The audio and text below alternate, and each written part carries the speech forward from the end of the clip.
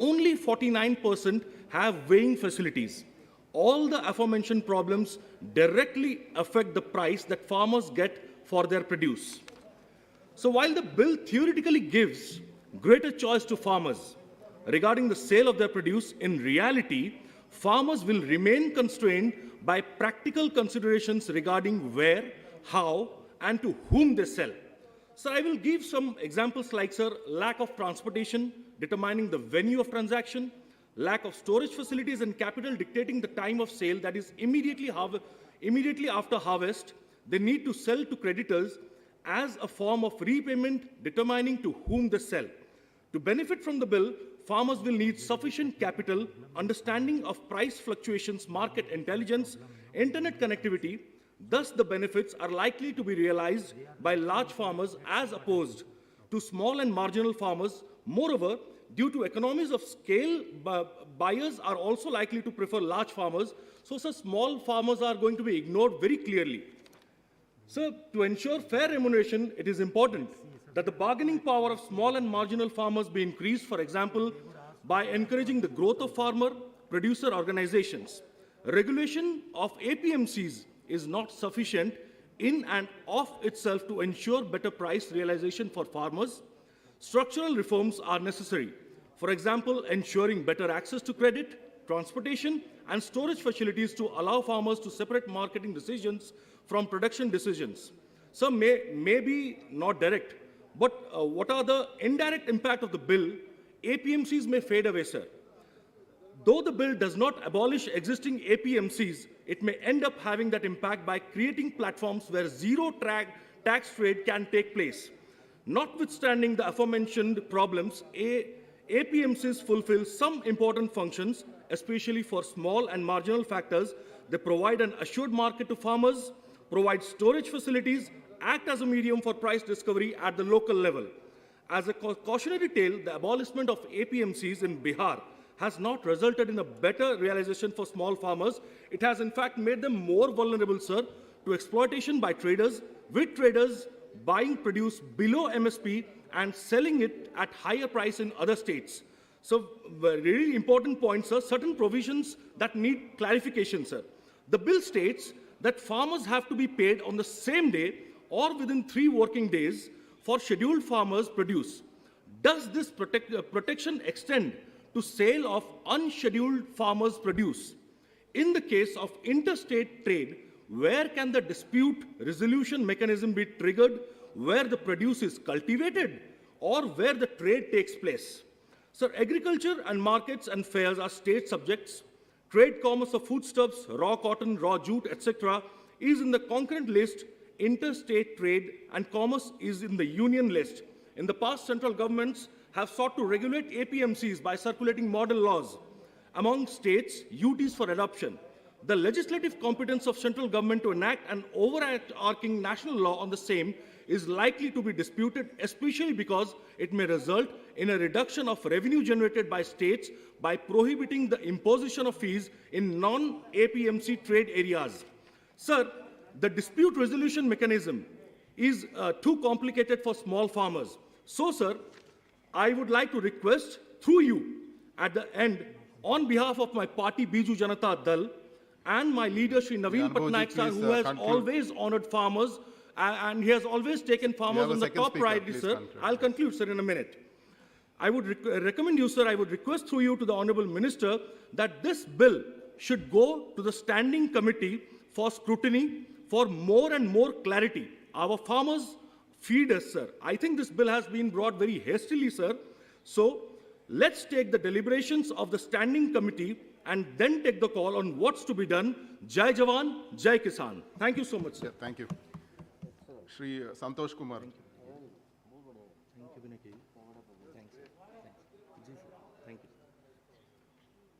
Please put on your mic.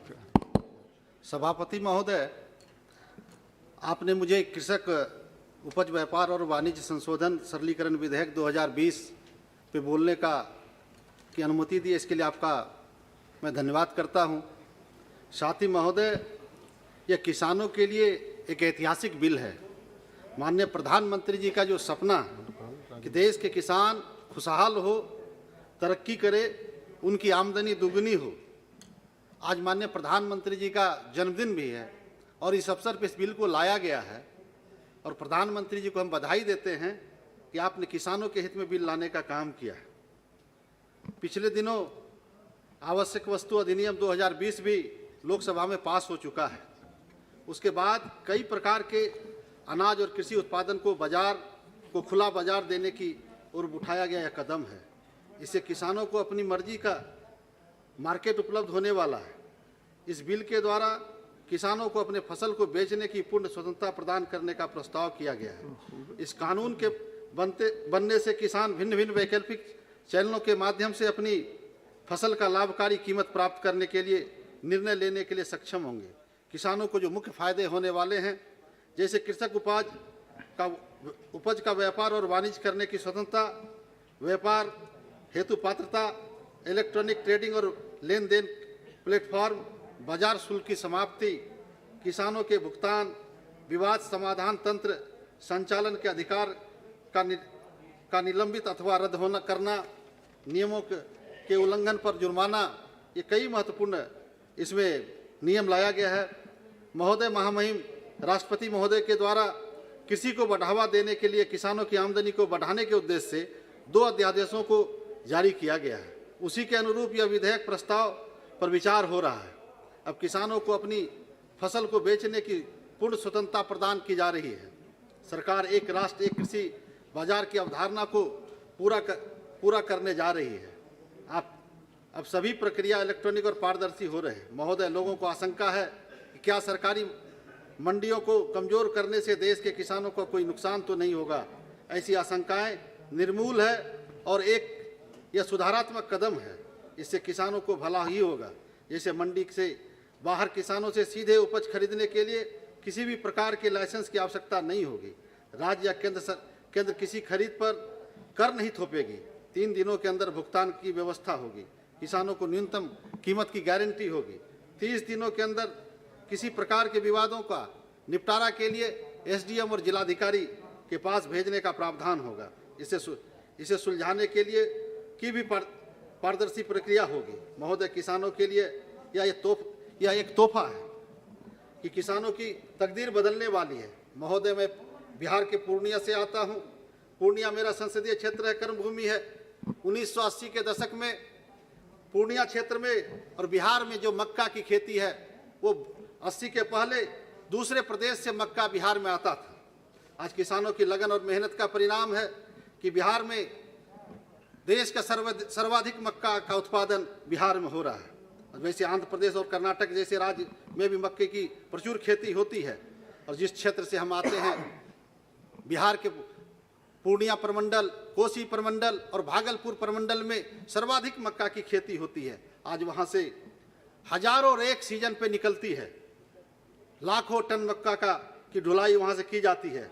किंतु खेत के साथ कहना पड़ रहा है कि जहाँ उत्तर बिहार की सबसे बड़ी मंडी है गुलाबबाग की मंडी, वहाँ पे किसानों के लिए समुचित व्यवस्था नहीं है। सुलभ मार्केटिंग की व्यवस्था नहीं है। किसानों को एमएसपी नहीं मिल पाता। अब आशा करता हूं कि पूर्णिया के किसानों को सभी प्रकार की सुविधाएं प्रदान होगी। महोदय, आपको यह जानकर खुशी होगी कि बिहार ही ऐसा राज्य है जहां खरीफ और रबी और गर्मी तीनों मौसमों में मक्का की खेती होती है और पूर्णिया हमेशा इसमें अग्रणी भूमिका निभाती है।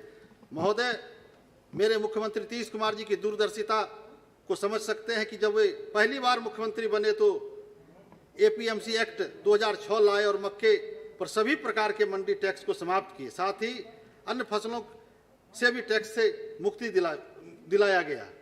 हम लोग उनके शुक्रगुजार हैं। महोदय, मेरी अपने राज्य से संबंधित 2 मांगे हैं। माननीय मंत्री जी यहाँ बैठे हैं, आशा करते हैं इसका कोई न कोई उपाय जरूर निकालेंगे। अभी बिहार में मात्र एक मक्का अनुसंधान केंद्र बेगूसराय में है। बिहार काफी बड़ा राज्य है। मक्का किसानों की सुविधा को देखते हुए एक मिनट में सुविधा को देखते हुए मेरी मांग है कि पूर्णिया में एक मक्का अनुसंधान केंद्र स्थापित हो। साथ ही केला की भी प्रचुर खेती है। केला के किसानों की हालत यह है कि उस पे जो कई तरह के रोग हो रहे हैं, उस पे एक केला अनुसंधान केंद्र भी, उस पे एक प्रयोगशाला पूर्णिया के अंदर में लगे ताकि किसानों की हालत सुधारी जा सके। एम श्रीनिवास रेड्डी। एक मिनट सर, एक minute.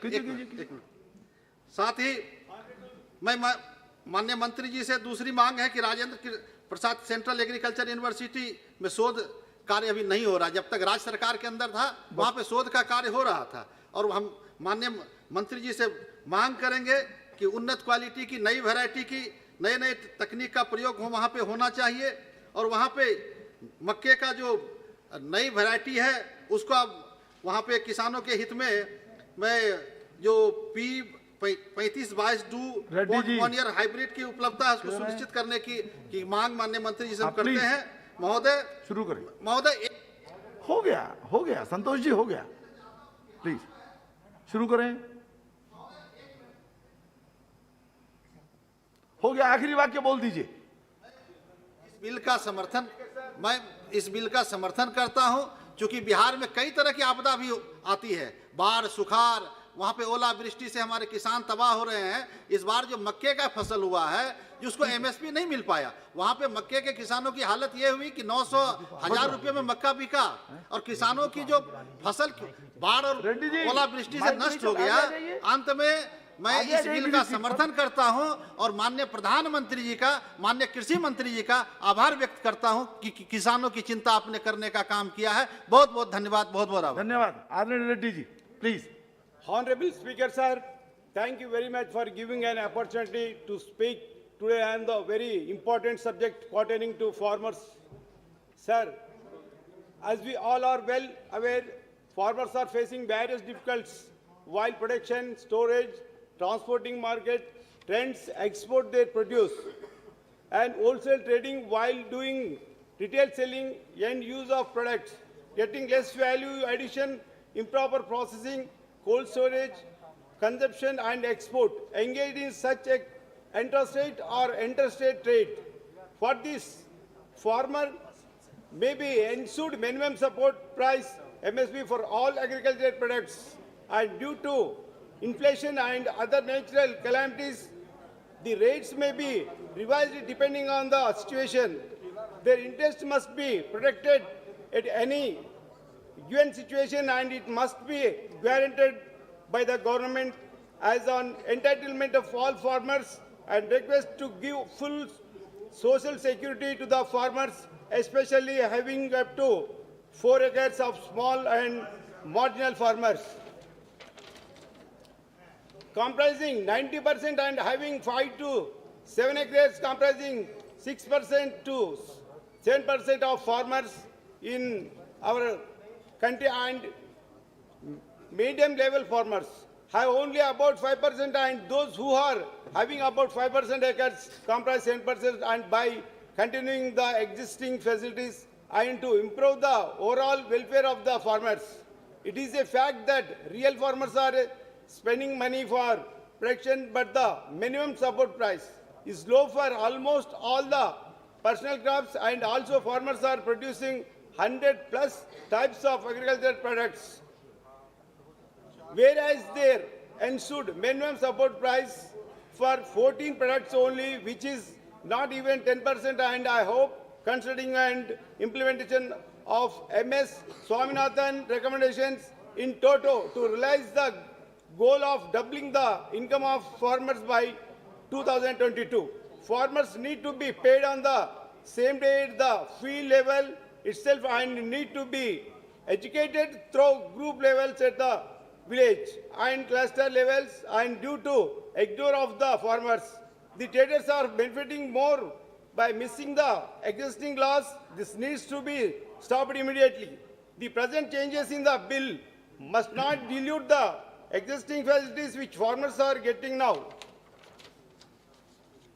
The government must define the meaning of farmer property properly. Moreover, the aim of the bill should be to protect the interests of the small real farmers and establish commodity boards for each crops with team of 50% farmers, agri-scientists, agri-departments, marketers and traders, etc.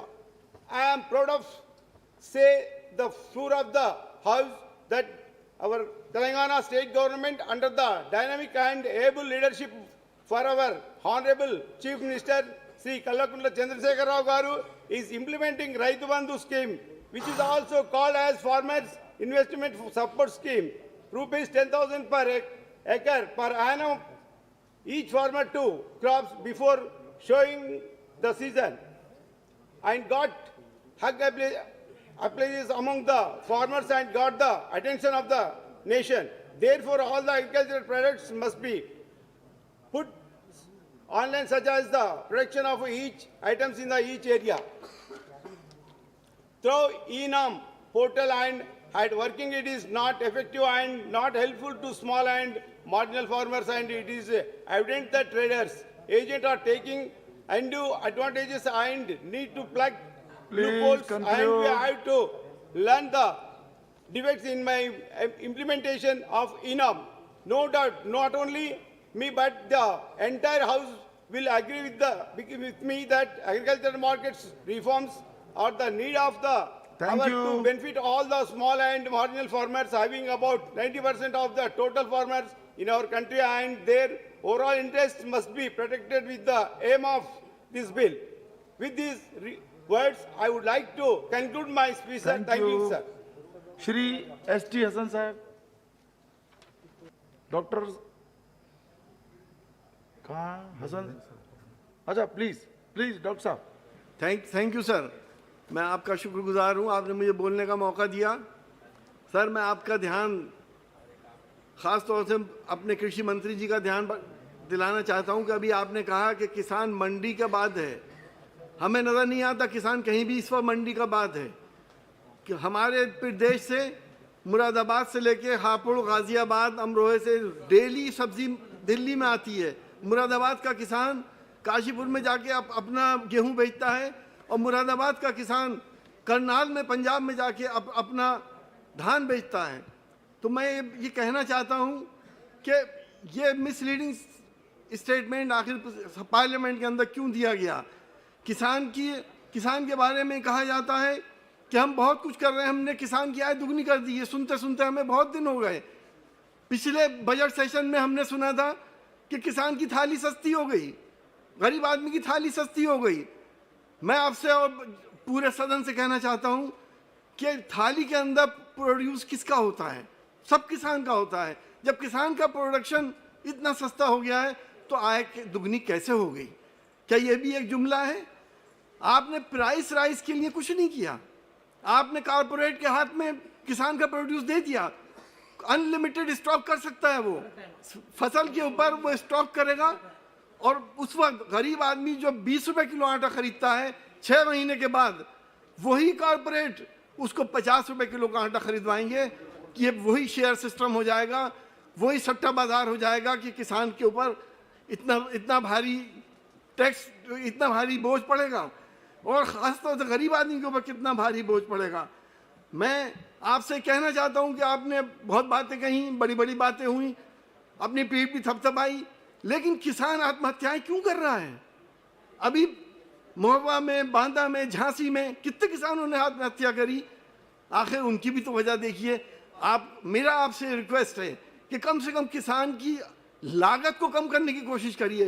आपने diesel के दाम 5 महीने में 15 से 20 रुपए बढ़ा दिए, खाद के दाम बढ़ा दिए, लागत तो कम करी नहीं, और किसान की जितनी भी जो प्रोड्यूस करता है उसकी कीमतें जो हैं वो कम हो रही हैं। तो मेरा आपसे यही दरख्वास्त है। अभी बताया गया कि कटाई की मशीन बड़ी मुश्किल से सारे क्षेत्रों में गई। इससे इस बिल का क्या लेना देना है?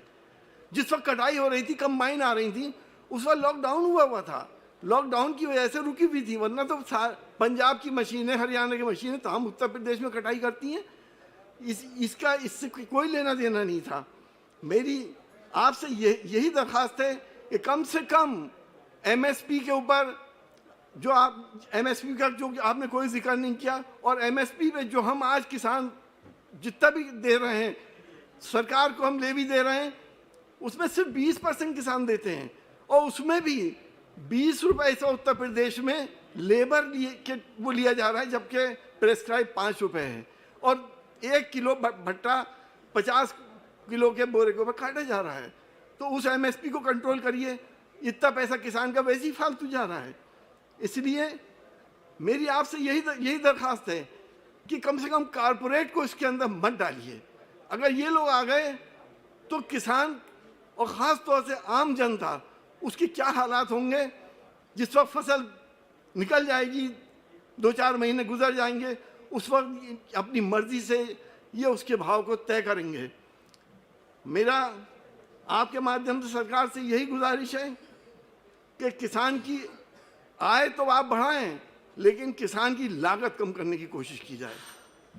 और लागत कम होने के बाद ही किसान को प्रॉस्पेरस हम मान सकते हैं। और जब किसान प्रॉस्पेरस होगा तो देश प्रॉस्पेरस होगा। समाजवादी पार्टी और हमारे नेता अखिलेश यादव जी और हम सब लोग इस बिल का पुरजोर विरोध करते हैं। थैंक यू सर। श्री सुनील तत्कळी। अध्यक्ष महोदय, कृषी क्षेत्राशी निगडीत असलेल्या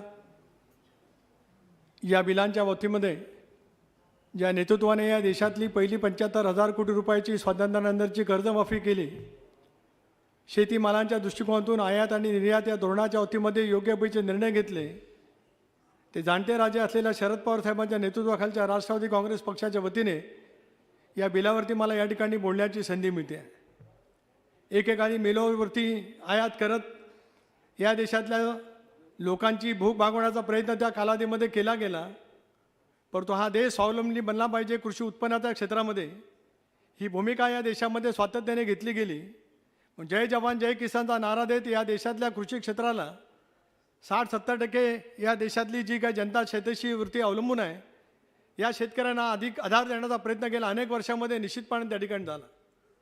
पणनसारखं एक खातं या राज्यामध्ये या देशामध्ये निर्माण करणारं महाराष्ट्रासारखं सरकार ठरलं आणि कापूस कपाशीचं उत्पादन मोठ्या प्रमाणावरती झाल्याच्या नंतर हजारो कोटी रुपयाचा तोटा सहन करत कापूस एकाधिकार योजना राबवणारं देशातलं पहिलं राज्य म्हणून महाराष्ट्र सरकारने त्या कालावधीमध्ये केलेलं काम निश्चितपणाने आपल्याला पाहायला मिळालं। आज आपण काय पाहतो आहोत, निर्यातमध्ये जगाच्या गहू, तांदूळ, साखर यामध्ये आज क्रमांक 1 आणि 2 क्रमांकावरती पोचलेल्या या देशामध्ये आज निर्यातीच्या बाबतीमध्ये ज्या पद्धतीने धोरणं घेतली जात आहेत, याच्याबद्दलची वेगवेगळी शंका त्या ठिकाणी अध्यक्षांमध्ये निर्माण होते।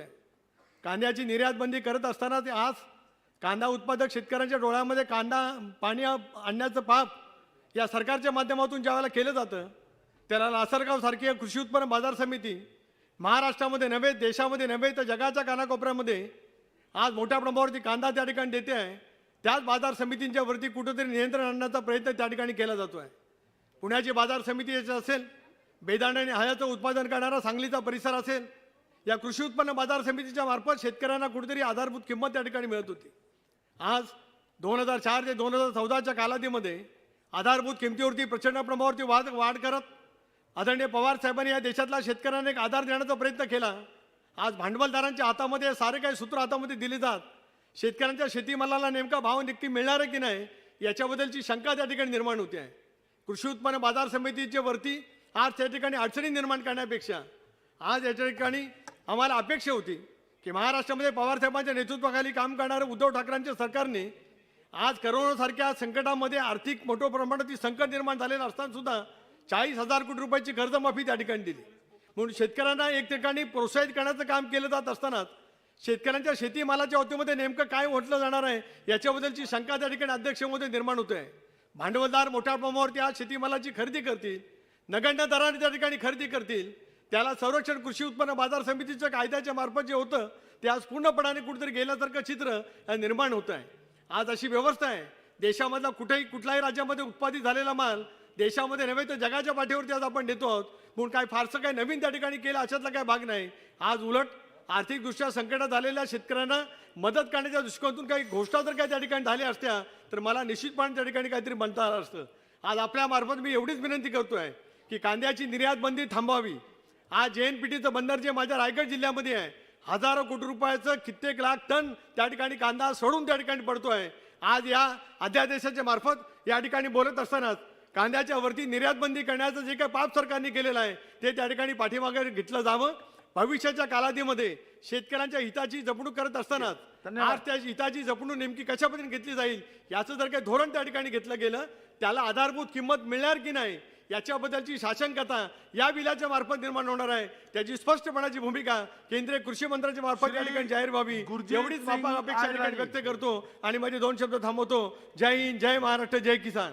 जी आंध्रा साहब फ्रॉम द टॉप.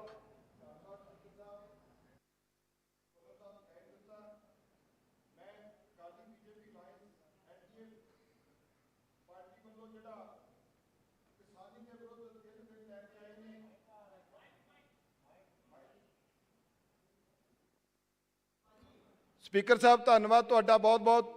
ਤੁਸੀਂ ਕਿਸਾਨੀ ਦੇ ਤਿੰਨਾਂ ਬਿੱਲਾਂ ਤੇ ਬੋਲਣ ਦਾ ਮੌਕਾ ਦਿੱਤਾ। ਫਾਰਮਰ ਦਾ ਜਿਹੜਾ agreement on price insurance and farmer service ਤੇ ਆਰਡੀਨੈਂਸ 2020 ਲੈ ਕੇ ਆਏ ਆ, ਮੈਂ ਇਸ ਦਾ ਬਹੁਤ ਵੱਡੇ ਤਰੀਕੇ ਦੇ ਨਾਲ ਵਿਰੋਧ ਕਰਦਾ ਹਾਂ। ਅੱਜ ਕਰੋਨਾ ਦੀ ਮਹਾਮਾਰੀ ਦੇ ਵਿੱਚ ਜਿੱਥੇ ਕਿਸਾਨ ਨੇ ਸਾਰੇ ਦੇਸ਼ ਨੂੰ ਅੰਨ ਦਿੱਤਾ, ਕਿਸਾਨ ਦੇ ਵੱਲੋਂ ਭੰਡਾਰ ਕੀਤਾ ਅੰਨ 80 ਕਰੋੜ ਲੋਕਾਂ ਨੂੰ ਖਵਾਇਆ ਗਿਆ, ਅੱਜ ਉਹ ਕਿਸਾਨ ਸੜਕਾਂ ਦੇ ਉੱਤੇ ਰੁਲਿਆ ਫਿਰਦਾ ਆ।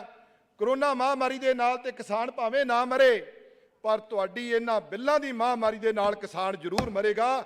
ਇਹ ਗੱਲ ਅੱਜ ਤੁਸੀਂ ਨੋਟ ਕਰਕੇ ਲੈ ਦਿਓ। ਕਿਸਾਨ ਦੀਆਂ ਜਥੇਬੰਦੀਆਂ ਸੜਕਾਂ ਦੇ ਉੱਤੇ ਉਤਰੀਆਂ ਨੇ। ਕਿਸਾਨ ਦੀ ਹਾਲਾਤ, ਤੁਸੀਂ ਐਗਰੀਮੈਂਟ ਕਰਨ ਦੀ ਗੱਲ ਕਰਦੇ ਜੇ, 100 ਸਾਲ ਪਹਿਲਾਂ ਚੰਪਾਰਣ ਸੱਤਿਆਗ੍ਰਹਿ ਜਿਹੜਾ ਮਹਾਤਮਾ ਗਾਂਧੀ ਜੀ ਨੇ ਕਿਸਾਨਾਂ ਦੇ ਹੱਕ 'ਚ ਸ਼ੁਰੂ ਕੀਤਾ ਸੀ, ਨੱਥੂ ਰਾਮ ਗੋਡਸੇ ਦੇ ਜਿਹਨੂੰ ਪੂਜਣ ਵਾਲੇ ਲੋਕ ਸੁਣ ਲੈਣ, ਇਹਨਾਂ ਦੀ ਪਾਰਟੀ ਉਦੋਂ ਦੇਸ਼ ਦੀ ਆਜ਼ਾਦੀ ਦੇ ਵਿੱਚ ਕੋਈ ਹਿੱਸਾ ਨਹੀਂ ਸੀ ਪਾਇਆ। ਮੁੱਢ ਬੰਨਿਆ ਸੀ ਕਿਸਾਨਾਂ ਦੇ ਨਾਲ। ਨੀਲ ਜਿਹੜਾ ਪੈਦਾ ਕਰਦੇ ਸੀ ਕਿਸਾਨ, ਅੰਗਰੇਜ਼ੀ ਕੰਪਨੀਆਂ ਨੇ ਫੈਕਟਰੀਆਂ ਵਾਲਿਆਂ ਦੇ ਨਾਲ ਮਿਲ ਕੇ ਕਿਸਾਨਾਂ ਤੇ ਸ਼ੋਸ਼ਣ ਕੀਤਾ ਤੇ ਮਹਾਤਮਾ ਗਾਂਧੀ ਜੀ ਦੀ ਅਗਵਾਈ ਦੇ ਵਿੱਚ ਵੱਡੇ ਅੰਦੋਲਨ ਕੀਤਾ ਗਿਆ। ਉਹ ਕਿਸਾਨ ਜਿਨ੍ਹਾਂ 80% ਆਜ਼ਾਦੀ ਦੇ ਵਿੱਚ ਹਿੱਸਾ ਪਾਇਆ ਹੋਵੇ, ਪਿੰਡਾਂ ਦੇ ਲੋਕਾਂ ਨੇ ਜਿਨ੍ਹਾਂ ਨੇ 80% ਅਨਾਜ ਪੈਦਾ ਕਰਕੇ ਦੇਸ਼ ਦਾ ਅੰਨ ਭੰਡਾਰ ਭਰਿਆ ਹੋਵੇ, ਜਿਨ੍ਹਾਂ ਨੇ 47 ਤੋਂ ਪਹਿਲਾਂ ਇੱਕ ਸੁਪਨਾ ਵੇਖਿਆ ਹੋਵੇ ਚੰਗੇ ਭਾਰਤ ਦਾ, ਅੱਜ ਉਸ ਕਿਸਾਨ ਦੇ ਹੱਥ ਦੇ ਵਿੱਚ ਐਗਰੀਮੈਂਟ ਦੇ ਨਾਂ ਦੇ ਨਾਲ ਠੂਠਾ ਫੜਾਉਣ ਜਾ ਰਹੀ ਹੈ ਇਹ ਬੀਜੇਪੀ ਸਰਕਾਰ। ਮੈਂ ਇਸ ਬਿੱਲ ਦੀ ਘੋਰ ਵਿਰੋਧਤਾ ਕਰਦਾ ਹਾਂ। ਇਹ ਉਹ ਕਿਸਾਨ ਹੈ ਜਿਹਨੂੰ ਤੁਸੀਂ ਐਗਰੀਮੈਂਟ ਕਰਨਾ ਚਾਹੁੰਦੇ ਜੇ। 42.4% ਖੇਤੀ ਉਤਪਾਦਾਂ ਦੇ ਨਾਲ ਲੋਕਾਂ ਦਾ ਢਿੱਡ ਭਰਦਾ ਆ। ਚਾਹੇ ਘਰੇਲੂ ਉਤਪਾਦਨ ਖੇਤੀ ਦੇ ਵਿੱਚ ਇਹਦਾ ਹਿੱਸਾ 16% ਹੈ, ਪਰ 50% ਤੋਂ ਵੱਧ ਲੋਕਾਂ ਨੂੰ ਰੁਜ਼ਗਾਰ ਦਿੰਦਾ ਆ। ਇਹ ਕਿਸਾਨ ਦੀ ਹਾਲਤ ਇਹ ਆਈ ਹੈ। ਸਮੇਂ ਨੇ ਕਿਸਾਨ ਦੇ ਨਾਲ ਸਾਥ ਨਹੀਂ ਦਿੱਤਾ। 3-4 ਰੁਪਏ ਮਜ਼ਦੂਰੀ ਹੁੰਦੀ ਸੀ 70-71 ਦੇ ਵਿੱਚ, ਉਹ 300-500 ਰੁਪਇਆ ਹੋ ਗਈ ਹੈ, 100 ਗੁਣਾ ਵਾਧਾ ਹੋ ਗਿਆ। 150 ਰੁਪਏ ਮਹੀਨਾ ਲੈਣ ਵਾਲਾ ਨੌਕਰਸ਼ਾਹ 26,000 ਲੈਣ ਲੱਗ ਗਿਆ, 175 ਗੁਣਾ ਵਾਧਾ ਹੋ ਗਿਆ। ਸੋਨਾ 200 ਰੁਪਏ ਤੋਲੇ ਤੋਂ ਲੈ ਕੇ 50,000 ਰੁਪਏ ਤੋਲਾ ਹੋ ਗਿਆ, 250 ਗੁਣਾ ਵਾਧਾ ਹੋਇਆ। ਤੇ ਕਿਸਾਨ ਜਿਹਦੀ ਕਣਕ 75 ਰੁਪਏ ਵਿਕਦੀ ਸੀ, ਸਿਰਫ 1925 ਰੁਪਏ 25 ਗੁਣ ਵਾਧੇ ਨਾਲ ਗੁਜ਼ਾਰਾ ਕਰ ਰਿਹਾ। ਮੈਂ ਕਹਿਣਾ ਚਾਹੁੰਦਾ ਇਹ ਉਹ ਕਿਸਾਨ ਆ ਜਿਹਦੇ ਪੁੱਤ ਬਾਰਡਰ ਦੇ ਉੱਤੇ ਤੁਹਾਡੀ ਸੁਰੱਖਿਆ ਕਰਦੇ ਆ। ਜਿਹੜੇ ਕਾਰਪੋਰੇਟਾਂ ਨੂੰ ਤੁਸੀਂ ਵੇਚਣਾ ਚਾਹੁੰਦੇ ਜੇ ਹਿੰਦੁਸਤਾਨ ਨੂੰ, ਉਹ ਅੱਜ ਤਾਂ ਆਪਣਾ ਵਪਾਰ ਕਰ ਪਾ ਰਿਹਾ ਕਿਉਂਕਿ ਕਿਸਾਨ ਦਾ ਪੁੱਤ ਬਾਰਡਰ ਦੇ ਉੱਤੇ ਬੈਠਾ ਆ, ਕਿਸਾਨ ਦਾ ਪੁੱਤ ਫੌਜਾਂ ਦੇ ਵਿੱਚ ਆਪਣਾ ਸੀਸ ਦੇ ਰਿਹਾ ਆ। ਇਸ ਕਰਕੇ ਉਸ ਕਿਸਾਨ ਦੀ ਆਵਾਜ਼ ਜ਼ਰੂਰ ਸੁਣੀ ਜਾਣੀ ਚਾਹੀਦੀ ਹੈ। ਇਹ ਮਾਰੂ ਐਗਰੀਮੈਂਟ ਜਿਹੜੇ ਆ, ਇਹ ਅਨਪੜ੍ਹ ਕਿਸਾਨ, ਉਹ ਕਿਸਾਨ ਜਿਹੜਾ ਆਪਣੀਆਂ ਧੀਆਂ ਕਰਜ਼ੇ ਲੈ ਕੇ ਵਿਆਹੁੰਦਾ ਆ, ਉਹ ਕਿਸਾਨ ਜਿਹੜਾ ਟਰੈਕਟਰ ਕਰਜ਼ੇ ਤੇ ਲੈਂਦਾ ਆ, ਜਿਹੜਾ ਖੇਤੀ ਦੇ ਸੰਦ ਕਰਜ਼ੇ ਤੇ ਲੈਂਦਾ ਆ, ਉਹਦਾ ਮੁਕਾਬਲਾ ਕਿਹਦੇ ਨਾਲ ਕਰਾਉਣ ਜਾ ਰਹੇ ਨੇ? ਉਹਦਾ ਮੁਕਾਬਲਾ ਤੁਸੀਂ ਵਿਜੇ ਮਾਲਿਆ ਦੇ ਨਾਲ, ਲਲਿਤ ਮੋਦੀ ਵਰਗੇ ਆ, ਸੰਜੇ ਭੰਡਾਰੀ ਵਰਗੇ ਜਿਹੜੇ ਇਹਨਾਂ ਦੀ ਪੁਸ਼ਤ ਬਣਾਈ ਦੇ ਹੇਠ ਬੈਂਕਾਂ ਦਾ ਕਰਜ਼ਾ ਮਾਰ ਕੇ ਭੱਜ ਗਏ। ਕੋਈ ਐਗਰੀਮੈਂਟ ਕੋਈ ਕੰਮ ਨਹੀਂ ਆਇਆ, ਤੁਸੀਂ ਉਹਨਾਂ ਨਾਲ ਮੁਕਾਬਲਾ ਕਰਨਾ ਚਾਹੁੰਦੇ। ਮਾਫ ਕਰਨਾ, ਮੈਂ ਸਪੀਕਰ ਸਾਹਿਬ ਮੈਨੂੰ 2 ਮਿੰਟ ਜ਼ਰੂਰ ਚਾਹੀਦੇ ਆ। ਅੱਜ ਇਹ ਮਗਰਮੱਛ ਦੇ ਅਥਰੂ ਬਹਾਉਣ ਆ ਗਏ ਆ ਬਾਦਲ ਸਾਹਿਬ। ਇਹ ਗੱਲ ਕਰ ਰਹੇ ਆ ਕਿਸਾਨ ਦੀ। ਇਹ 25 ਏਕੜ ਤੋਂ ਹਜ਼ਾਰਾਂ ਬੱਸਾਂ ਦਾ ਫਲੀਟ ਇਹਨਾਂ ਨੇ ਬਣਾਇਆ। ਇਹਨਾਂ ਦੇ 5 ਸਟਾਰ ਹੋਟਲ ਇਹ ਕਿਸਾਨ ਦੀ ਗੱਲ ਕਰਨਗੇ। ਇਹਨਾਂ ਕਿਸਾਨ ਦੇ ਜਿਹਦੇ ਨਾਲ ਐਗਰੀਮੈਂਟ ਕਰਨਾ ਚਾਹੁੰਦੇ ਜੇ, ਉਹਨਾਂ ਨੂੰ ਜੋ 80 ਤੇ 90 ਦੇ ਦਹਾਕੇ ਤੋਂ ਲੈ ਕੇ ਕਿਸਾਨਾਂ ਦੀਆਂ ਲਾਸ਼ਾਂ ਤੇ ਰਾਜਨੀਤੀ ਕਰਨੀ ਚਾਹੁੰਦੇ। ਸਪੀਕਰ ਸਾਹਿਬ ਪਲੀਜ਼ ਮੈਨੂੰ 2 ਮਿੰਟ ਜ਼ਰੂਰ ਦਿਓ। ਕਿਸਾਨ ਸੜਕਾਂ ਦੇ ਉੱਤੇ ਉਹਦੀ ਗੱਲ ਰੱਖਣ ਦਾ ਮੌਕਾ ਜ਼ਰੂਰ ਦਿਓ ਮੈਨੂੰ। ਮੈਂ ਕਹਿਣਾ ਚਾਹੁੰਦਾ ਹਾਂ ਪਾਣੀਆਂ ਦਾ ਮੁੱਦਾ, ਅੱਜ ਕਿਸਾਨ ਹਰੀ ਕ੍ਰਾਂਤੀ ਦੇ ਨਾਂ ਦੇ ਉੱਤੇ ਪੰਜਾਬ ਦੇ ਕੋਲੋਂ ਲੱਖਾਂ ਟਨ ਅਨਾਜ ਪੈਦਾ ਕਰਾ ਕੇ ਪੰਜਾਬ ਦਾ ਪਾਣੀ ਧਾਨ ਦੀ ਖੇਤੀ ਕਰਕੇ ਮੁੱਕ ਗਿਆ। ਅੱਜ ਕਿਸਾਨ 15 ਲੱਖ ਟਿਊਬਲ ਲਾ ਕੇ ਬੰਜਰ ਹੋ ਗਿਆ। ਹਰਿਆਣੇ ਦੇ ਨਾਲ ਸਾਡੇ ਪੰਗੇ ਪਏ ਆ ਨੀਤੀ ਘਾੜੇ ਨੀਤੀ ਜ਼ੋਗ ਵਾਲੇ ਇੱਥੇ ਬਹਿ ਕੇ ਫੈਸਲੇ ਕਰ ਦਿੰਦੇ ਆ। ਉਹਨਾਂ ਨੂੰ ਪੁੱਛੋ ਸਾਡੇ ਪਾਣੀ ਦਰਿਆਵਾਂ ਦੇ ਸਾਨੂੰ ਦੇ ਦਿਓ, ਸਾਨੂੰ ਤੁਹਾਡੀਆਂ ਸਬਸਿਡੀਆਂ ਦੀ ਲੋੜ ਨਹੀਂ ਬਿਜਲੀ ਦੇ ਉੱਤੇ। ਕਿਸਾਨ ਬਿਜਲੀ ਦਾ ਬਿੱਲ ਕਿੱਥੋਂ ਦੇਵੇ, ਕਰਜ਼ਾਈ ਹੋਇਆ ਕਿਸਾਨ। ਮੈਂ ਕਹਿਣਾ ਚਾਹੁੰਦਾ ਹਾਂ ਆਪ ਜੀ ਨੂੰ ਕਿ ਇਹ ਜਿਹੜੇ ਹਾਲਾਤ ਇੱਥੇ ਪੈਦਾ ਹੋਏ ਨੇ ਪ੍ਰਾਈਵੇਟ ਕੰਪਨੀਆਂ ਦੇ ਨਾਲ ਬਾਦਲ ਸਾਹਿਬ ਨੇ ਸਮਝੌਤੇ ਕੀਤੇ ਸੀ, ਇਹਨਾਂ ਨੂੰ ਪੁੱਛ ਲਓ। ਬਿਜਲੀ ਦੇ ਐਗਰੀਮੈਂਟ ਹੋਏ ਸੀ, ਅੱਜ ਤੱਕ ਅਸੀਂ ਉਹਨਾਂ ਤੋਂ ਮਹਿੰਗੇ ਭਾਅ ਵਾਲੀ ਬਿਜਲੀ ਖਰੀਦਣ ਲਈ ਮਜਬੂਰ ਹੈ। ਗੰਨੇ ਦੀਆਂ ਫੈਕਟਰੀਆਂ ਵਾਲਿਆਂ ਦੀ ਗੱਲ ਕਰ ਲਓ, ਗੰਨਾ ਦੀਆਂ ਮਿੱਲਾਂ ਵਾਲਿਆਂ ਨੇ ਪਹਿਲਾਂ ਪਰਚੀ ਦਿੰਦੇ ਆ, ਕਿਸਾਨ ਲਾਈਨ 'ਚ ਲੱਗਦਾ ਆ, ਆਪਣੀ ਮਰਜ਼ੀ ਦੇ ਨਾਲ ਉਹਦਾ ਕੱਟ ਲਾਉਂਦੇ ਆ ਤੇ ਫਿਰ ਸਾਲਾਬੰਦੀ ਉਹਨਾਂ ਨੂੰ ਪੇਮੈਂਟ ਨਹੀਂ ਹੁੰਦੀ। ਸਪੀਕਰ ਸਾਹਿਬ, ਇਹ ਬਿੱਲ ਤੁਹਾਡੇ ਕਿਸੇ ਕੰਮ ਨਹੀਂ ਆਉਣੇ, ਇਹਨਾਂ ਦੇ ਕਿਸੇ ਰਾਜ ਸਰਕਾਰ ਦਾ ਕੰਟਰੋਲ ਨਹੀਂ ਹੈਗਾ। ਪੰਜਾਬ ਦੇ ਕੈਪਟਨ ਅਮਰਿੰਦਰ ਸਿੰਘ ਨੇ ਭਾਵੇਂ ਪੰਜਾਬ ਦੇ ਪਾਣੀਆਂ ਦੀ ਗੱਲ ਹੋਵੇ ਤਦ ਅਸਤੀਫਾ ਦਿੱਤਾ, ਖੇਤੀ ਦੇ ਵਿਰੁੱਧ ਬਿੱਲ ਲੈ ਕੇ ਆਏ, ਪੰਜਾਬ ਦੇ ਪਾਣੀਆਂ ਦੇ ਵਿਰੁੱਧ ਬਿੱਲ ਲੈ ਕੇ ਆਏ। ਅੱਜ ਇਹ ਕੈਪਟਨ ਅਮਰਿੰਦਰ ਸਿੰਘ ਦੀ ਗੱਲ ਕਰਦੇ ਨੇ ਇੱਥੇ ਬੈਠੇ। ਮੈਂ ਕਹਿਣਾ ਚਾਹੁੰਦਾ, ਮਾਫ ਕਰਨਾ ਪਲੀਜ਼ ਕਨਕਲੂਡ ਕਰ ਰਿਹਾ। ਇਹ ਬੀਜੇਪੀ ਸਰਕਾਰ ਜਿੰਨੇ ਗੁਜਰਾਤ ਦੇ ਵਿੱਚ ਕਿਸਾਨ ਸਾਡਾ ਉਜਾੜਿਆ, ਇਹ ਖੇਤੀਬਾੜੀ ਦੇ ਮੈਂ ਦੱਸਣਾ ਚਾਹੁੰਦਾ ਸਰ, ਕੋਈ ਕਿਸਾਨ ਹੈ ਜਿਹਦੇ ਨਾਲ ਤੁਸੀਂ ਐਗਰੀਮੈਂਟ ਕਰਨਾ ਚਾਹੁੰਦੇ ਜੇ, ਜਿਨੇ 2009-4 ਦੇ ਵਿੱਚ 4.2% ਗਰੋਥ ਦਿੱਤੀ ਤੇ ਅੱਜ ਬੀਜੇਪੀ ਵੇਲੇ 2004 ਦੇ ਵਿੱਚ 2.5% ਗਰੋਥ ਰਹਿ ਗਈ ਹੈ। ਟਰੈਕਟਰਾਂ ਦਾ GST ਇਹਦੇ ਤੇ, ਸੰਦਾਂ ਦਾ GST ਇਹਦੇ ਤੇ, ਮਹਿੰਗੇ ਭਾਅ ਦੀਆਂ ਖਰੀਦਾਂ ਇਹਨਾਂ ਨੂੰ ਮਿਲਣਾ ਤਾਂ ਕਿਸਾਨ ਜਾਵੇ ਤੇ ਜਾਵੇ ਕਿੱਥੇ? ਕੋਈ ਜਵਾਬ ਤੇ ਦਿਓ। ਤੁਸੀਂ ਸਾਨੂੰ ਤਿਆਰ ਨਹੀਂ ਜੇ, ਕੋਈ ਉਹਨਾਂ ਨਾਲ ਗੱਲ ਕਰਨ ਨੂੰ ਤਿਆਰ ਨਹੀਂਗਾ। ਅੱਜ ਤੁਸੀਂ UPA ਗਵਰਨਮੈਂਟ ਦੀ ਗੱਲ ਕਰਦੇ ਜੇ, ਚਾਹੇ 75,000 ਕਰੋੜ ਦੇ ਕਰਜ਼ੇ ਮਾਫ ਕੀਤੇ, ਚਾਹੇ ਕੈਪਟਨ ਅਮਰਿੰਦਰ ਸਿੰਘ ਨੇ ਕਰਜ਼ੇ ਮਾਫ ਕੀਤੇ। ਮਾਫ ਕਰਨਾ ਸਰ, ਮੈਂ ਕੰਕਲੂਡ ਕਰਨ ਜਾ ਰਿਹਾ। ਮੈਨੂੰ ਪਤਾ ਹੈ ਮੇਰੇ ਕੋਲ ਟਾਈਮ ਘੱਟ ਹੈ, ਪਰ ਰੋਣਾ ਸਾਡਾ ਕੌਣ ਰਹੂਗਾ ਜੇ ਅਸੀਂ ਨਹੀਂ ਸੁਣਾਂਗੇ। ਮੈਂ ਦੱਸਣਾ ਚਾਹੁੰਦਾ MSP ਦੀ ਤੁਸੀਂ ਗੱਲ ਕਰਦੇ ਜੇ, ਜਦੋਂ ਐਗਰੀਮੈਂਟ ਹੋ ਗਏ, ਪ੍ਰਾਈਵੇਟ ਮੰਡੀਆਂ ਸੈੱਟ ਹੋ ਗਈਆਂ, MSP ਰਹੂਗੀ ਕਿੱਥੇ? ਜਿਹੜੀਆਂ ਸਟੇਟਾਂ ਦੇ ਵਿੱਚ MSP ਨਹੀਂ ਲਾਗੂ, ਉੱਥੇ ਆਪਣੇ ਤਜਰਬੇ ਤੁਸੀਂ ਕਰ ਸਕਦੇ ਜੇ। ਮੈਂ ਕਹਿਣਾ ਚਾਹੁੰਦਾ ਤੁਹਾਡੇ ਰਾਹੀਂ ਸਪੀਕਰ ਸਾਹਿਬ, ਮਾਫ ਕਰਨਾ 1 ਮਿੰਟ ਦੀ ਗੱਲ ਹੈ, ਮੈਂ ਗੱਲ ਮੁਕਾ ਰਿਹਾ ਆਪਣੀ। ਮੈਂ ਕਹਿਣਾ ਚਾਹੁੰਦਾ ਕਿਸਾਨ ਦਾ ਕੁੱਲ ਕਰਜ਼ਾ ਮਾਫ ਕੀਤਾ ਜਾਵੇ, MSP ਨੂੰ ਐਗਰੀਮੈਂਟ ਦੇ ਵਿੱਚ ਲੈ ਕੇ ਆਂਦਾ ਜਾਵੇ ਤਾਂ ਕਿ ਸਵਾਮੀਨਾਥਨ ਰਿਪੋਰਟ ਵੀ ਲਾਗੂ ਕੀਤੀ ਜਾਵੇ। ਤੇ ਮੈਂ ਇਸ ਬਿੱਲ ਦਾ ਘੋਰ ਵਿਰੋਧ ਕਰਦਾ ਹਾਂ।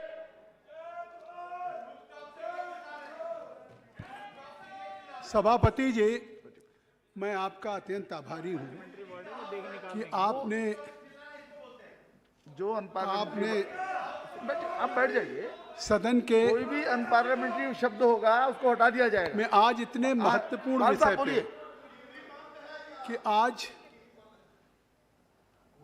2 ऐसे विधेयक आ रहे हैं, एक the farmers produce trade and commerce promotions and facilitation bill 2020 और दूसरा bill the farmers empowerment and protection agreement on price assurance and farm services 2020।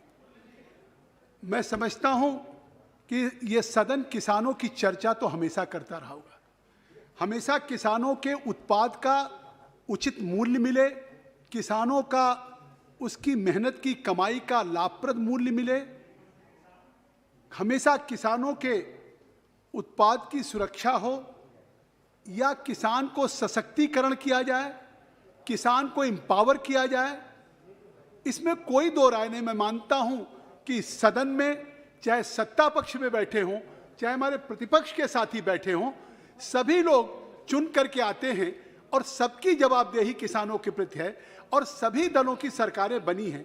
सभी ने समय समय पर किसानों के उस सशक्तिकरण की बात की, जनता ने विश्वास किया, किसानों की सुरक्षा की बात की, जनता ने विश्वास किया। किसानों के उत्पाद के लिए, किसानों की फार्मिंग, किसानों की खेती जो आज अलाभप्रद हो रही है, उसको लाभप्रद करने की निश्चित तौर से जिम्मेदारी की बात कही होगी।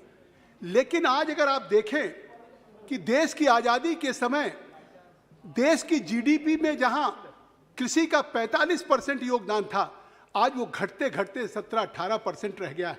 तो इसके लिए कौन जिम्मेदार है? हम चर्चा इस सदन में करते रहे, हमेशा किसानों के हितों की रक्षा की बात करते रहे, किसानों को मजबूत और एम्पावर और सुरक्षित उनके उत्पाद की खरीद की बात करते रहे, लेकिन कभी कदम नहीं उठाए गए। एग्रीकल्चर के रिफॉर्म के लिए कभी किसी सरकार ने कदम नहीं उठाया। अगर उठाया तो 2014 में नरेंद्र मोदी जी की सरकार आने के बाद उन्होंने एग्रीकल्चर के रिफॉर्म के कदम उठाए। आखिर इसको लाने की क्या जरूरत पड़ी कि आज किसानों को अगर ये दो विधेयक ऐसे महत्वपूर्ण आए हैं तो इसका कारण क्या है? इसका कारण केवल एक है कि जिस तरह से 1946 में महात्मा गांधी ने कहा था कि अगर कोई व्यक्ति भूखा है तो उसके लिए रोटी ही भगवान है, और इसी कथन को हमारी सरकार ने एक मार्गदर्शी सिद्धांत माना, और इसको मार्गदर्शी सिद्धांत मान करके अगर आज हम उन किसानों को एम्पावर करके उनके उत्पाद को उचित मूल्य दिलाने जा रहे हैं, तो कोई कह रहा काला कानून है, कोई कह रहा ड्रैकोनियन कानून है, कोई कह रहा कि आज का दिन ऐसा नहीं होगा। मैं समझता हूं कि आज इस विधेयक के पारित होने के बाद इस देश के किसानों के अपने उपज को बेचने की आजादी का दिन है। आज ये निश्चित तौर से इस बात का गवाह बनेगा। और मैं कहना चाहूंगा, मैं तर्क के साथ कहना चाहूंगा कि आखिर इन विधेयकों में क्या है। आखिर जब बिल इंट्रोड्यूस किया, माननीय मंत्री जी ने, तोमर जी ने कहा कि लगातार सड़कों पे विरोध किया जा रहा है। मुख्यमंत्री पंजाब कह रहे हैं कि यहां धरना मत करिए, दिल्ली चलिए। आज एक चुनी हुई सरकार देश की एक सरकार के खिलाफ आंदोलन के लिए उकसा रही, ये किसानों का आंदोलन नहीं है। ये निश्चित तौर से साफ हो गया, ये कांग्रेस आंदोलन चलाना चाहती है। और मैं कहना चाहता हूं कि उस दिन भी कहा था कि मिनिमम सपोर्ट प्राइस जारी रहेगा, मंडियां रहेंगी। आज मंडियों में किसान अपना उत्पाद ले जाता है, कुछ लोगों के बीच में अपनी बिक्री करता है और उसको बेचने के लिए बाध्य होना पड़ता है, या बिचौलियों को बेचने के लिए बाध्य होना पड़ता है। तो आज अगर वो मिनिमम सपोर्ट प्राइस भी जारी रहेगी भविष्य में, इस बात को माननीय मंत्री जी ने सदन में कहा, और अगर ये सदन में कहा उन्होंने कि मंडियां भी, एमएसपी भी रहेगी, तो फिर इसके बाद क्यों विरोध हो रहा है? इसलिए कि अब उन किसानों को जो मंडियों के किसी परिसर तक केवल अपने उत्पाद को बेचने के लिए बाध्य थे, अब वो देश का किसान उन मंडियों से बाहर प्रतिस्पर्धा में भारत के किसी बाजार में अगर उसको अधिक मूल्य मिल रहा है तो बेचने के लिए आजाद है। यही है आजादी आज किसान के दिवस का।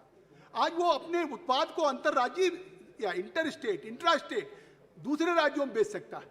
अभी उल्लेख किया कई सदस्यों ने, तो आखिर इसमें तो आज प्रसन्नता होनी चाहिए कि किसान को निश्चित तौर से अगर उनके उत्पाद को अगर अधिक मूल्य मिल रहा है, और मंडियों में जाने पे उन पे अधिभार भी लगता था, उस पे लेवी भी लगता था।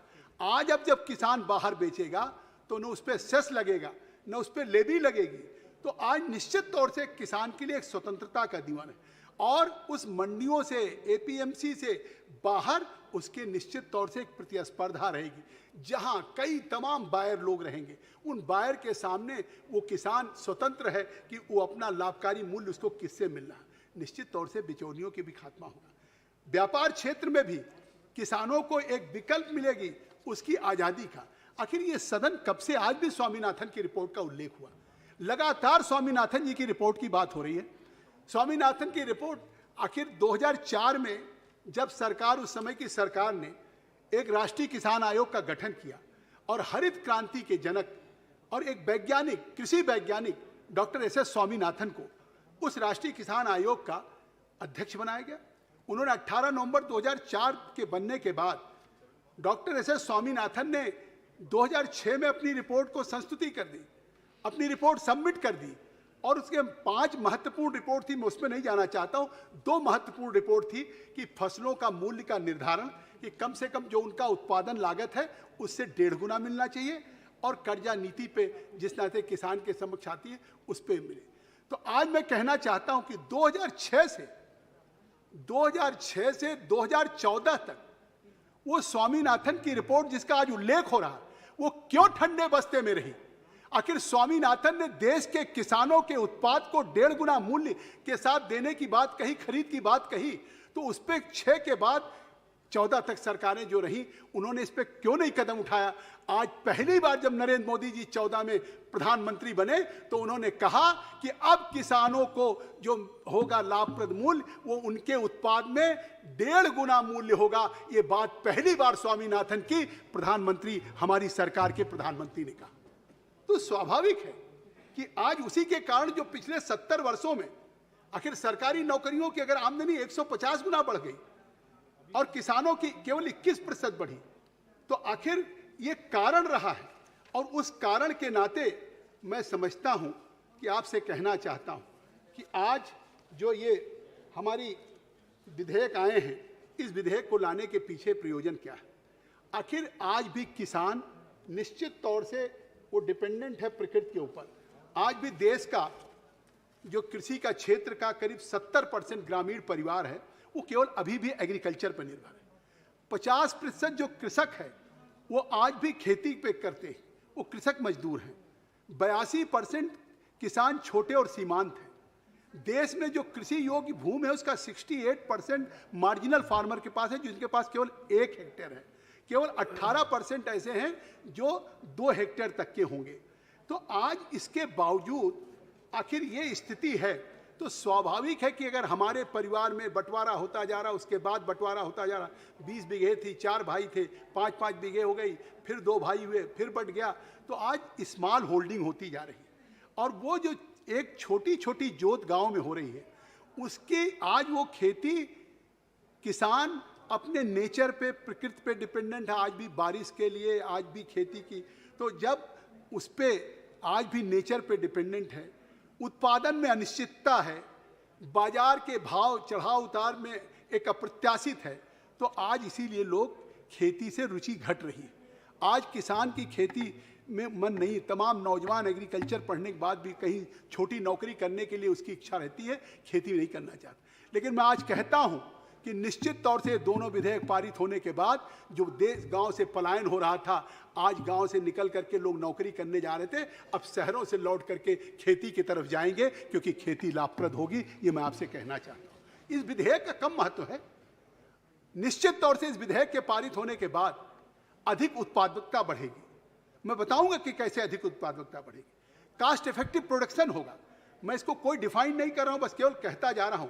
उत्पादन का मोनेटाइजेशन होगा और इससे किसानों के आय में वृद्धि होगी। एक नेशनल लेवल पे निश्चित तौर से फार्मिंग एग्रीमेंट के लिए भी एक राष्ट्रीय फ्रेमवर्क बनेगा। किसान को एक लीगल स्टेट रजिस्टर्ड करेगा स्पॉन्सर के साथ, तो निश्चित तौर से किसान सुरक्षित होगा, सशक्तिकरण होगा। किसान को अपने चाहे व्यवसाय के लिए फार्म हो, प्रोसेसर हो, एग्रीगेटर्स हो, होलसेलर हो, रिटेलर हो, वो निश्चित तौर से मैं कहना चाहता हूं कि स्पॉन्सर लोग कह रहे हैं साहब कॉन्ट्रैक्ट फार्मिंग हो जाएगी। हमारे कांग्रेस के सदस्य ने कहा कि साहब 15 साल के लिए ले लिया जाएगा और पहले साल 10 लाख रुपया दे दिया जाएगा। लगता बिना विधेयक पढ़े हुए इस सदन में बोल रहे हैं। इस विधेयक में स्पष्ट है कि जो किसान के साथ जो स्पॉन्सर होगा, जो अपनी खेती का वो करेगा कॉन्ट्रैक्ट, वो चाहे किसी इंडिविजुअल से करेगा, चाहे इंडिविजुअल के साथ, चाहे पार्टनरशिप फर्म के साथ करेगा, किसी कंपनीज के साथ करेगा, लिमिटेड लायबिलिटी ग्रुप के साथ करेगा या सोसाइटी के साथ करेगा, तो वो जो करेगा वो उस स्पॉन्सरशिप के साथ केवल एक सीजन के क्रॉप के लिए समझौता होगा। कहां 15 साल? इस विधेयक में दिया गया है कि केवल एक सीजन के क्रॉप के लिए होगा, और नहीं तो दूसरा होगा 1 production cycle of live stock, माने एक चक्र के लिए, या मैक्सिमम 5 साल के लिए हो सकता, न 10 साल के लिए, न हो रहा 15 साल के लिए। तो ये तो किसान स्वतंत्र है कि हमने अपना, और किसान की मैं देश को कहना चाहता हूं कि इस तरीके से सदन में एक बार भी नहीं उल्लेख किया कि आखिर ये किसान जो अपनी पीस ऑफ लैंड किसी स्पॉन्सर को देगा, किसी इंडिविजुअल के साथ समझौता करेगा खेती के लिए, फार्मिंग कॉन्ट्रैक्ट के लिए, चाहे किसी कंपनी के साथ, चाहे किसी के साथ, तो जिस समय वो कर लेगा, उत्पाद होने के बाद समझौता नहीं होगा। उसका मूल्य सोइंग के पहले, उपज होने के पहले ही म्यूचुअल अंडरस्टैंडिंग से किसान और जिसके साथ समझौता एग्रीमेंट कर रहा है कि हम इतना दाम लेंगे, और जिस समय बुआई होगी उससे पहले एग्रीमेंट हो जाएगा, और उसके बाद जब उत्पाद होगा तो उसी मूल्य पे उस स्पॉन्सर को खरीदना होगा। यह सुरक्षा हमारे किसानों को दिया जा रहा है। तो रिस्क इसमें ट्रांसफर हो रहा है। आज किसान का रिस्क ट्रांसफर हो रहा है उस स्पॉन्सर पे, उस कंपनी पे, उस सोसाइटी पे, उस फर्म पे हो रहा है। तो निश्चित तौर से इससे बड़ा कोई, मैं तो कहता हूं कि वाकई आज का दिन अगर नरेंद्र मोदी जी का जन्मदिन है, तो निश्चित तौर से जहां सदन ने बधाई दिया है, स्पीकर साहब या हमारे आपने दिया है, लेकिन आज का दिन इस विधेयक के पारित होने के बाद ये आने वाले दिनों में किसान इसको किसान सशक्तिकरण दिवस के रूप में मनाएगा और हमेशा याद करेगा इस बात के लिए। तो जब इसमें साफ है विधेयक पढ़ लीजिए। मैं विपक्ष से अनुरोध करूंगा, आपको भी चिंता किसान की है, निश्चित तौर से मैं मानता हूं, सभी लोग हम लोग अपने किसान का प्रतिनिधित्व करते हैं, हम लोग किसान हैं, खेती है, और उसमें जब स्टेट गवर्नमेंट को कहीं हम नहीं ले रहे, लेजिस्लेटिव कॉम्पिटेंसी के सवाल उठाया, कल्याण बनर्जी साहब ने उठाया, हमारे बिट्टू साहब ने उठाया, मैं उस पर आऊंगा, लेकिन मैं कहना चाहता हूं कि आज भी जो ये एग्रीमेंट होगा इसका रजिस्ट्रेशन स्टेट गवर्नमेंट को ही करना होगा। वो एक रजिस्ट्रेशन अथॉरिटी बनाएगा स्टेट में और उस इलेक्ट्रॉनिक से उसका रजिस्ट्रेशन करेगा। तो निश्चित तौर से ऐसा नहीं कि वो करेगा और भाग जाएगा, साहब हम कहां से पैसा लेंगे और कहां किसान खोजेगा। जिसके साथ एग्रीमेंट है स्टेट के डोमेन में है, स्टेट उनका रजिस्ट्रेशन करेगा, उनके इलेक्ट्रॉनिक रजिस्ट्रेशन होगा, तो निश्चित तौर से वो कहीं भी उसकी बाध्यता होगी। और एग्रीमेंट जो होगा वो एग्रीमेंट उनका परस्पर सहमति से समझौता होगा। और कभी आज तक इस सदन में कोई ऐसा भी कानून बना था? कृषि के उत्पाद की बात तो होती थी, मिनिमम सपोर्ट प्राइस की बात तो होती थी, लेकिन अभी तक कभी फार्म सर्विसेज की बात कभी नहीं हुई।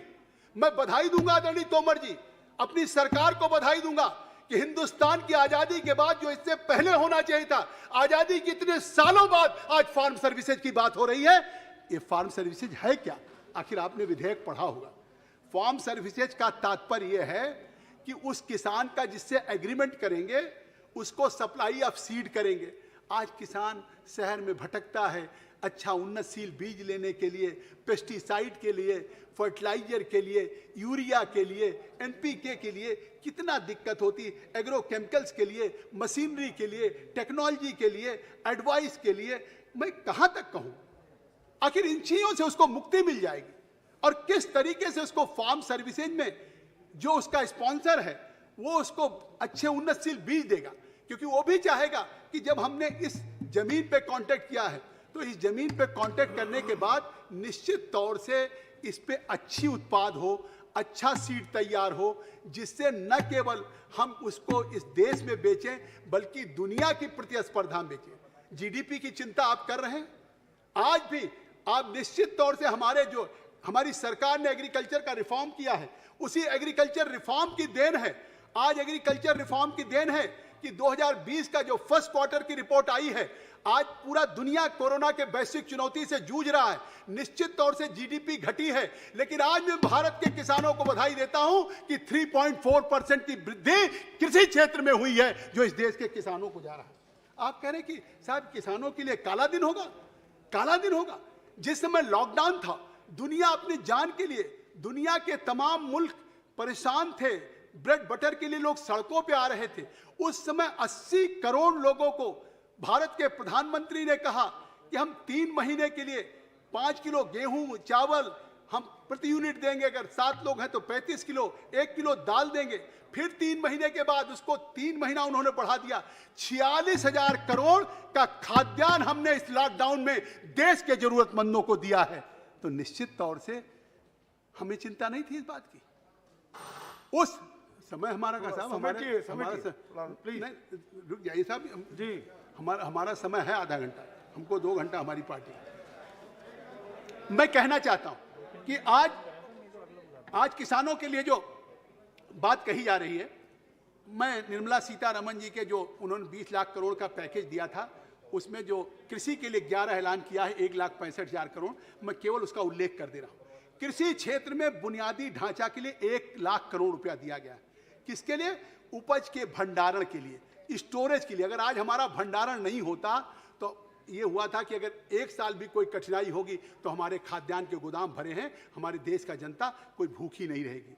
और वैल्यू एडिशन के लिए, आज उस वैल्यू एडिशन के लिए प्राइमरी कोऑपरेटिव सोसाइटी, कहा कि साहब किसानों का शोषण होगा।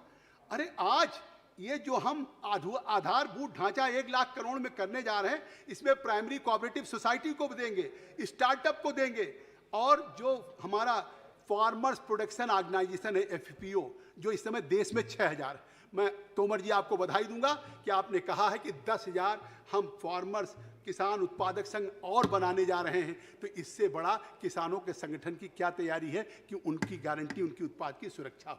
तो इस तरह से, और फिर 10,000 करोड़ हमने दिया है माइक्रो फूड इंटरप्राइजेज में। उसमें चाहे बिहार का मखाना हो, केरल का रागी हो, कश्मीर का केसर हो, आंध्र प्रदेश का मिर्च हो, यूपी का आम हो, इन सब के बढ़ाने के लिए इस हम माइक्रो फूड में हमारी सरकार ने इस कोरोना में 10,000 करोड़ दिया है। हमारी सरकार ने प्रधानमंत्री मत्स्य संपदा योजना में इस कोरोना में 20,000 करोड़ दिया है। समुद्री और अंतर से मत्स्य पालन के लिए 12,000 करोड़ और 9,000 करोड़ जो हमारे मछली पालन में लगे हुए हैं। नेशनल एनिमल डिजीज कंट्रोल के लिए, क्योंकि जो देश अगर हम समझते हैं पशुपालन में नहीं मजबूत होगा, तब तक किसान नहीं मजबूत होगा। ऐसे राष्ट्रीय पशु बीमारी नियंत्रण के लिए हमने 13,342 करोड़ दिया। पशुपालन को बढ़ावा देने के लिए हमने 15,000 करोड़ दिया। इसी तरीके से हर्बल, जिसकी पूरी दुनिया में मांग है, आज उन हर्बल पौधों के लिए हमने 4,000 करोड़ दिया। 10 लाख हेक्टेयर में इसकी हर्बल का प्रोडक्शन होगा। मधुमक्खी के लिए 500 करोड़ दिया। ऑपरेशन ग्रीन का विस्तार, जो टमाटर, प्याज, आलू था, और हमने जरा समाप्त कीजिए 2-4 मिनट और दे दिए। अभी लेजिस्लेटिव कॉम्पिटेंसी वाली बात तो सुन लीजिए साहब, कितना महत्वपूर्ण। जो लोग कहते हैं कि साहब इसको कानून बनाने का अधिकार नहीं है, मैं कहता हूं कि कानून बनाने का अधिकार अगर हमको नहीं है तो किसको है? अगर भारत का संविधान हमारे अधिवक्तागण जानते हैं तो 3 सूची है, संघ की सूची है, स्टेट की सूची है, कॉन्करेंट लिस्ट है। तो निश्चित तौर से संघ की सूची में संघ को बनाने का अधिकार है, स्टेट को स्टेट में बनाने का अधिकार है, कॉन्करेंट में दोनों को अधिकार है। और जो बात कह रहे हैं कि साहब कृषि जो है वो एंट्री 14 में है प्रविष्टि में, जिसमें स्टेट को बनाना है कृषि के लिए, कृषि एग्रीकल्चर एजुकेशन के लिए, शोध के लिए, सुरक्षा फसलों के लिए, लेकिन उसमें कहीं उल्लेख नहीं है कि कृषि उत्पाद के बिक्री के लिए नहीं बना सकते हैं। तो मैं कहना चाहता हूं कि एक कॉन्करेंट लिस्ट है। इस कॉन्करेंट लिस्ट में जो लिस्ट शेड्यूल 7 शेड्यूल भारत के संविधान के लिस्ट 3 को देख लीजिए, उसमें जो एंट्री 7 है, एंट्री 33 है, जिस 14 की बात कर रहे हैं, जिस 26 के स्टेट लिस्ट की बात कर रहे हैं, अगर कोई बात होगी तो संघ की उस कॉन्करेंट लिस्ट की 33 बाइंडिंग होगी स्टेट पे। इसलिए 2 मिनट टाइम दीजिए, हमारी तरफ से टाइम है साहब, 1 मिनट बहुत। तो इस नहीं, मैं केवल महत्वपूर्ण बातों का ही आपके सामने उल्लेख करना चाहता हूं। मैं कहीं तो निश्चित तौर से हमारी लेजिस्लेटिव कॉम्पिटेंसी भी है, हम लेजिस्लेटिव कॉम्पिटेंसी भी है कि हम इस पे जो कानून बनाया है, और कानून किस लिए बनाया? 1 मिनट में समाप्त कीजिए। देश के किसानों। अच्छा, मैं 1 ही मिनट में समाप्त कर दूंगा। मैं 1 ही मिनट में समाप्त कर दूंगा। हाँ, बिल्कुल। मैं बस केवल कहना चाहता हूं 2014 से रिफॉर्म क्या हुए। आज प्रधानमंत्री किसान सम्मान निधि का रिफॉर्म हुआ, 90,000 करोड़ हमने 2 सालों में दिया। आज पीएम कृषि सिंचाई योजना हुआ, जो हम इरिगेशन सप्लाई चेन बना रहे हैं। एग्रीकल्चर प्रोडक्टिव के लिए पर ड्रॉप मोर क्रॉप हो रहा है। पीएम फसल बीमा योजना है, पीएम सम्मान निधि है, किसान क्रेडिट कार्ड है। पहली बार प्रधानमंत्री ने कहा जैसे आदमी की स्वास्थ्य की जरूरत है, ऐसे सॉइल की भी हेल्थ की जरूरत है, और जब तक सॉइल की हेल्थ की चिंता हम नहीं करेंगे, अपना यील्ड कैसे बढ़ाएंगे? तो सुन लीजिए, हम केवल बस रिफॉर्म का उल्लेख कर दे रहे हैं। 1 मिनट सभापति जी, आप तो बहुत दयालु कृपालु हैं, जरा सुन लीजिए। हाँ, minimum support price, food procurement, food security, किसान है, प्रमोशन ऑफ एग्रीकल्चर। मैं एक बात कह दूं, जो इनाम की बात कही है वो लॉन्च इन अप्रैल 2016, और आज इसमें 16.6 मिलियन फार्मर हमारे जुड़ गए हैं। ऊपर है,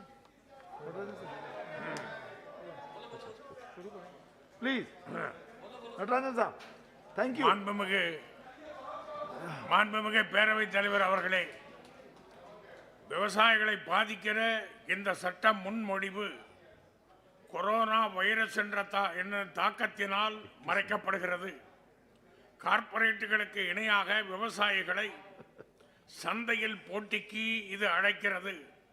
ஒழுங்குமுறை அமைப்புகள் விவசாயிகளுக்கு நன்மை அளிக்காது. உள்ளூர் வர்த்தகர்கள், கமிஷன் ஏஜென்ட்கள் தான் இதனால் லாபம் அடைவார்கள். ஒப்பந்த விவசாயம் குறித்திருக்கக்கூடிய சட்ட முன்மொழிவானது ஒப்பந்தம் மீறப்படுமையானால் சட்ட நடவடிக்கை என்பது எடுக்க முடியாது. சட்டப்பிரிவு 19 என்பது நிறுத்தி வைக்கப்பட்டிருக்கிறது. அது நிறுத்தி வைக்கக்கூடாது. சாதாரணமான விவசாயிகள் இதில் பாதிக்கப்படுகிற போது மிக அதிகமான பாதிப்பு விவசாயிகளுக்குத்தான் இது ஏற்படும். இடு பொருட்களை சேவைகளுடன் சமமாக பாவிக்கக்கூடாது. பிரிவு 2 இவ்வாறு கருதப்பட்டிருக்கிறது. விவசாய ஒப்பந்தத்திற்கும் ஃபார்மிங் அக்ரிமெண்ட், வர்த்தக மற்றும் வணிக ஒப்பந்தத்திற்கும் ட்ரேட் அண்ட் காமர்ஸ் அக்ரிமெண்ட் இடையே வேறுபடுத்தி இருக்கக்கூடாது. பிரிவு 2H பிரிவு 2H1 இவ்வாறு வேறுபடுத்தி இருக்கிறது.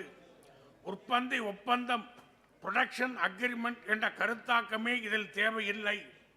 இந்த சட்ட முன்வடிவில் விவசாயிகள் உற்பத்தியாளர்கள் ஸ்தாபனத்தில் FPO கூறப்பட்டுள்ள விவசாயி என்பதற்கான வரையறையை கொண்டு வந்திருக்க கூடாது. இந்த சட்டத்தை நாட்டில் அமலில் உள்ள இன்றியமையா பண்டங்கள் சட்டம் மற்றும் இதர சட்டங்களின் அதிகார வரம்பு எல்லையிலே இருந்து தனியாக பிரித்து வைத்திருக்க கூடாது. உண்மையில் அரசாங்கம் என்ன செய்திருக்க வேண்டுமென்றால், விவசாய உற்பத்தி பொருளினுடைய விலை குறைந்தபட்ச ஆதார விலையுடன் இணைக்கப்படுவதை உத்தரவாதப்படுத்தியிருக்க வேண்டும். குறைந்தபட்ச ஆதார விலையை விட அதிகமான விலை விவசாயிகளுக்கு கிடைப்பதற்கான உத்தரவாதத்தை அளித்திருக்க வேண்டும். இவற்றை செய்ய தவறியிருக்கிற காரணத்தினால் இந்த சட்ட முன்மொழிவை நிராகரிக்கிறேன். இந்த அவை நிராகரிக்க வேண்டும் என்று கேட்டுக்கொள்கிறேன். நன்றி, வணக்கம். Thank you. Shri M Dhanush Kumar जी.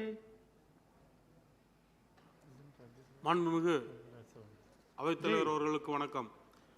இந்த மசோதாவில் பேச எனக்கு வாய்ப்பளித்த எங்கள் தலைவர் தளபதியார் அவர்களுக்கு எனது நன்றியை தெரிவித்துக் கொள்கின்றேன்.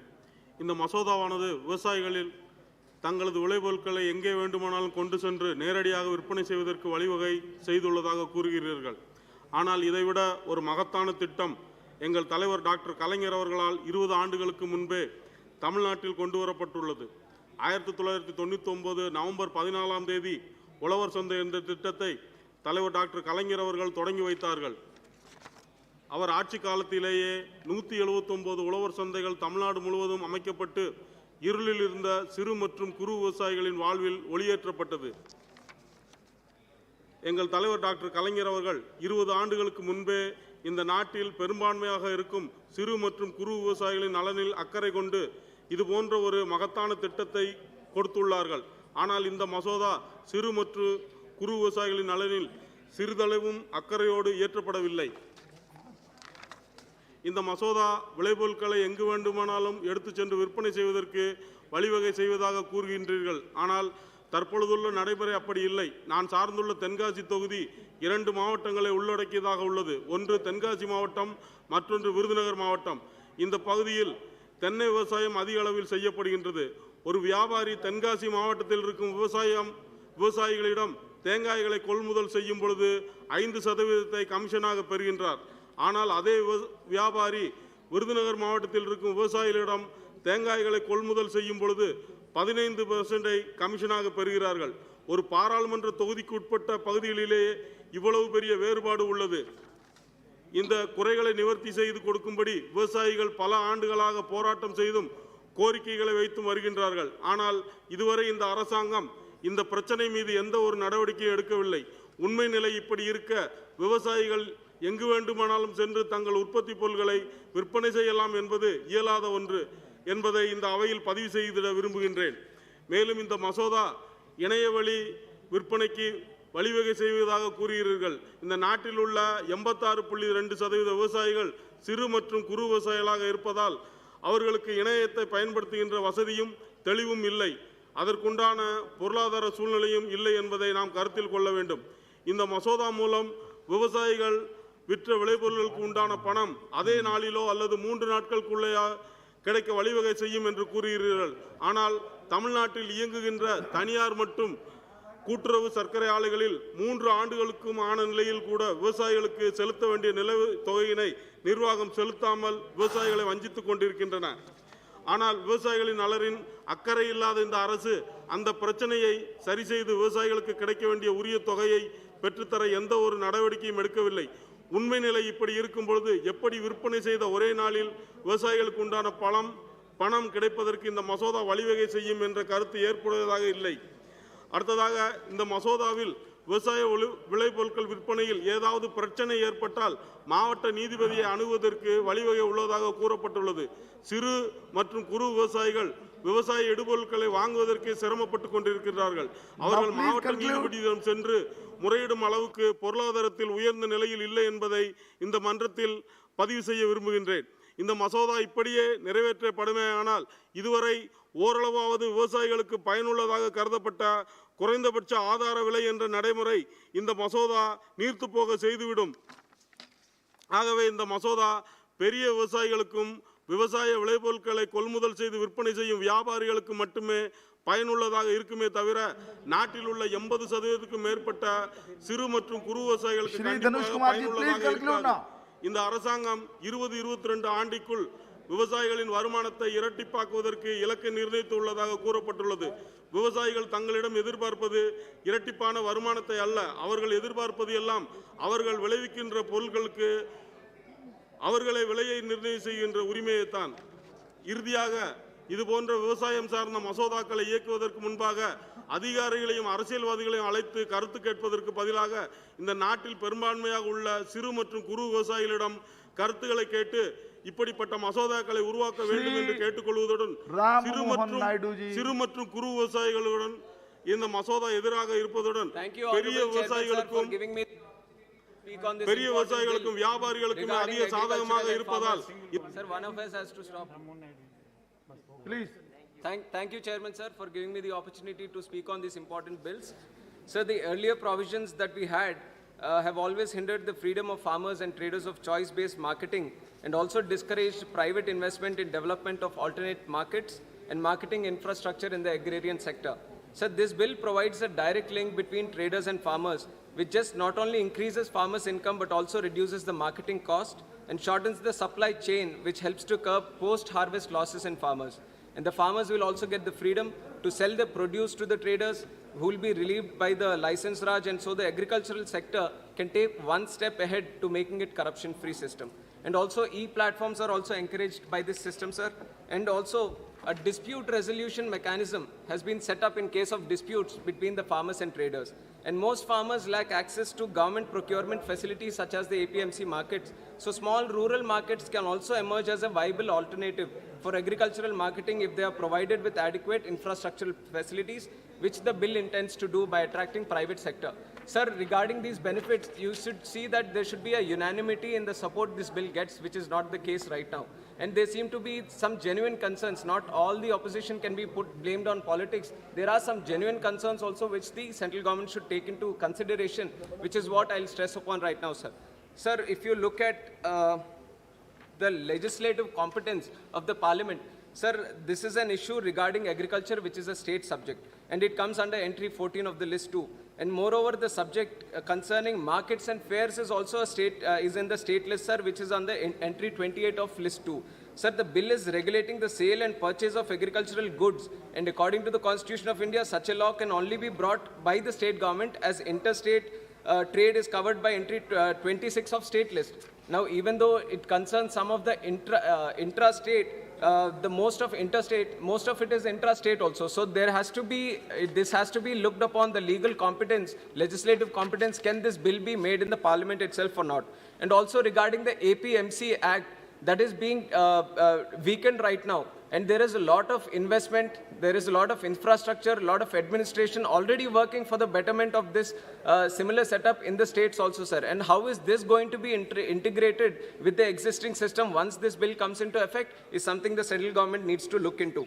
And other than this, the farmers also have other kinds of concerns where they have to go to banks, they go to other commission agents to get loans to sow crops, and those are some of the other issues that need to be looked into regarding farmers' issues, sir. And one more important thing I want to mention is I come from a constituency which has a lot of fishermen also, sir. And in the fish marketing sector, there are very large number of women traders who, especially single women who trade at markets by heading from door to door on the roadside also, sir. And now they don't have any kind of registration And even in times of COVID pandemic, they are facing a lot of trouble just doing their daily business. So most women fish workers who are not registered, without any help from the society, they'll be not able to reap the benefits of this bill. So the sector is also stressed, and after unlocking, reopening fisheries, also face disrupted commodity chains also, sir. So I request the central government, if it uses the power under Section 5(2) of this bill to specify rules and allow unregistered traders also, give them some time to get registered, it will be a lot of help to these traders, sir.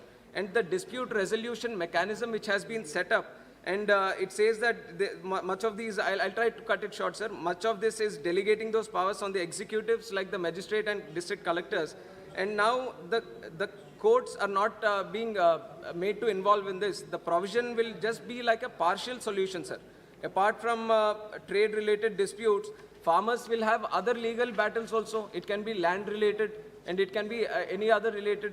So in these times, I think it is better if the government thinks upon setting up agricultural tribunals in line with the provisions of Article 323B of Constitution of India. And another suggestion would be that the government, Niti Aayog has also suggested this in its report, Strategy for New India at 75, which was released by late Finance Minister Arun Jaitley ji also, sir. And when it comes to contract farming, one of the major issue is the increase in monoculture Please be farming. brief now. I'll conclude in 1 minute. I'll conclude in 1 minute, sir. 1 minute, I'll just conclude. Okay. Contract farming can lead to monoculture farming, which can also lead to a loss of crop diversity, which is a very serious concern, sir. Because when you sow the same crop, it can be vulnerable, and destructive pests can also lead to crop diseases. So the new law must find a way to address the additional risks that contract farmers have to confront by ensuring protection to the farms. And the major concern which across the parties everyone has put up is the MSP. The MSP, there has been no mention, nothing has been mentioned regarding the SP in any of the three bills, and which is leading to confusion. The government is saying that there will be nothing to fear regarding the MSP. But if that is the case, then why don't they include it? Okay. Why don't they make it liable for the private players to ensure that minimum MSP is being granted to the farmers? If that is being included, much of the ruckus that is being created will be settled, sir. Okay. These suggestions I'd like to conclude, sir. Thank you very much. Thank you. Shrimati Mahua Moitra. Honorable Chairperson, sir, I speak today in vehement opposition to the Farmers' Produce, Trade and Commerce, Promotion and Facilitation Bill 2020.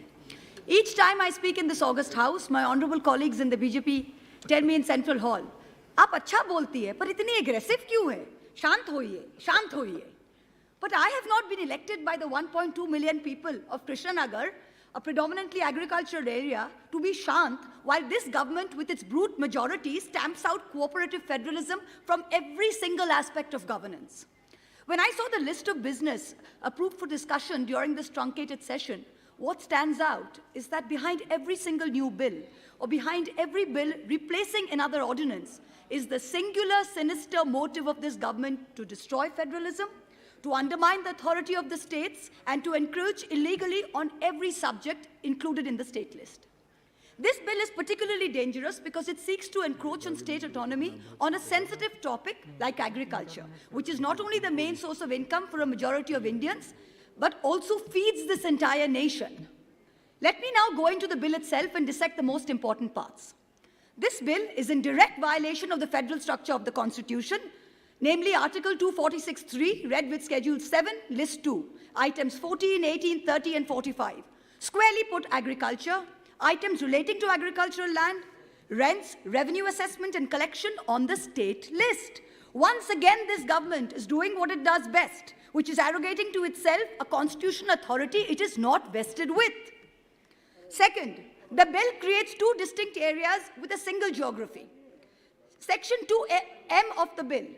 The definition of trade area includes all other areas excluding the principal and sub-market yards and market sub-yards which are notified under the state APMC Acts and managed by the regulated market committees, and private market yards, sub-yards, private market consumer yards. Now there's going to be two areas, one trade area according to this new bill, and another area comprising of market yards notified under the West Bengal State Act. यदि house की स्वीकृति हो तो इस चर्चा को 1 घंटे तक बढ़ा दिया जाए। चलिए अभी 1 घंटा बढ़ाते हैं, फिर जैसी आवश्यकता होगी, जैसी सहमति होगी आपकी, ठीक है, please. So now there's going to be two areas. One trade area according to this new bill and another area comprising of market yards notified under the State Act along with private yards. Now the current provisions of the State APMC Acts defines the whole revenue district to be under the jurisdiction of the state. So if this bill is defining a new area, it is unnecessarily creating ambiguity among farmers and curtailing the jurisdiction of the state. The third point, Section 5(2) of the bill empowers the central government to specify procedures, norms, code of conduct, etc. with respect to electronic trading and transaction. If agriculture is a state subject, then surely trading and transacting cannot be taken over by the center. The fourth, the most dangerous, it's a direct assault on the state's revenues. Section 6 of the bill lays out that no market fees, cess or levy under the state APMC Acts shall now be levied on farmers and traders by the state government for trading in a trade area as defined in the new bill. However, under the state existing acts, this market fee will be payable. So this is going to lead to a substantial loss to the state exchequer because now any area outside the notified area will de facto be treated as a trade area where no state revenue can be realized.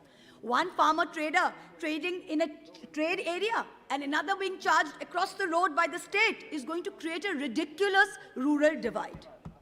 The fifth point, ambiguity about price protection. Nowhere in this new bill has it been explicitly mentioned that the minimum support price mechanism will be respected. The Honorable Minister says it will be. Well, then explicitly put it in the bill. Do not keep it ambiguous. The sixth point, another very important gap. Nowhere in this new bill is the requirement for a license mentioned for trading in the trade area. But as per most state acts, a trader must have a license issued by a regulated market, a state marketing board for trading in scheduled agricultural commodities. If your state has no control, then farmers are open to unscrupulous, unlicensed traders. In conclusion, this bill has absolutely no interest in furthering the cause of farmers or farm traders. It is just another blatant attempt at blanking out federalism. But remember, no amount of feeding peacocks or manifesting yourself in Rishi avatars is going to keep you in power forever. So all these monsters you are creating by removing constitutional safeguards will come back to bite you. Beware of that day. So I request the Honorable Minister, beware of that day, and keeping that day in mind, be fearful. Please withdraw the bill. Thank you. Thank you. Shri B.Y. Raghavendra ji. I would like to thank you for giving me the opportunity to speak on farmers regarding this bill, sir. As we all know, that agriculture is the backbone of India. However, it is facing a number of challenges.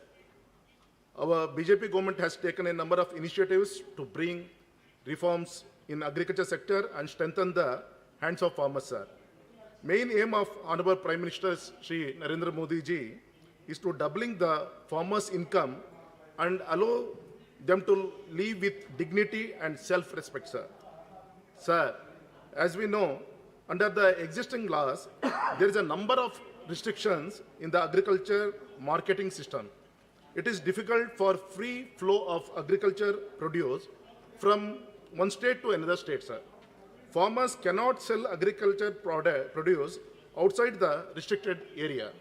Sir, these are one set of problems. On the other hand, there is a lack of cold storages, insufficient godowns, and inadequate infrastructures. All these are causing a huge quantity of wastage in vegetable fruits and other perishable commodities. For example, if a farmer grows fruits like papaya or mango in a small village, he is unable to sell his produces to the processors in other parts of the country. So, the poor farmer is forced to sell the produces within the restricted area.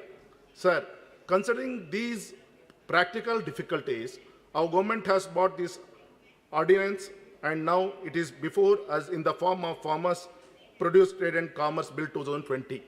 The main intention of this bill is to prevent the market monopoly. This bill creates a nationwide market for our farmers. This bill makes provisions to expand the market to reach more and more buyers. It leads for a healthy competition among sellers and buyers. This bill prevents the intervention of middlemen in agriculture markets. Farmers can demand better prices for his producers as they have freedom of selling their producers. It would provide an opportunity to attract investment for agriculture marketing, sir. Setting up of cold storage and godowns. Farmers who produces cereals, pulses, oil seeds, marine foods will attract buyers from nook and corners of this country. This will give opportunity to national e-marketing system, and it will help the farmers to cutting down costs, sir. As the country and also the entire world is in the clutches of COVID-19, it is the need of the hour to unlock the regulated agriculture markets to help farmers, sir. In the state of Karnataka, our BJP government has successfully implemented this ordinance under the leadership of Honorable Chief Minister, Mr. Shri B.S. Yediyurappa ji. Sir, I am sure and hopeful that the proposed bill for the benefit of the farmers, who is Annadata for all of us, on behalf of the people of Karnataka and honorable members of this August House, I congratulate our Honorable Prime Minister, Honorable Minister for Agriculture and Farmers Welfare, and also entire cabinet for bringing this historical bill. And this is a gift from Shri Narendra Modi ji to the farmers of this country on his 70th birthday, sir. Thank you. With these few words, I conclude my speech in support of this bill, sir. Thank you, sir. P.K. Kunhalikutti. Sir, I oppose this bill. Sir, this bill, which is in the name of the farmers, is not going to help them at all. It is not going to help the farmers.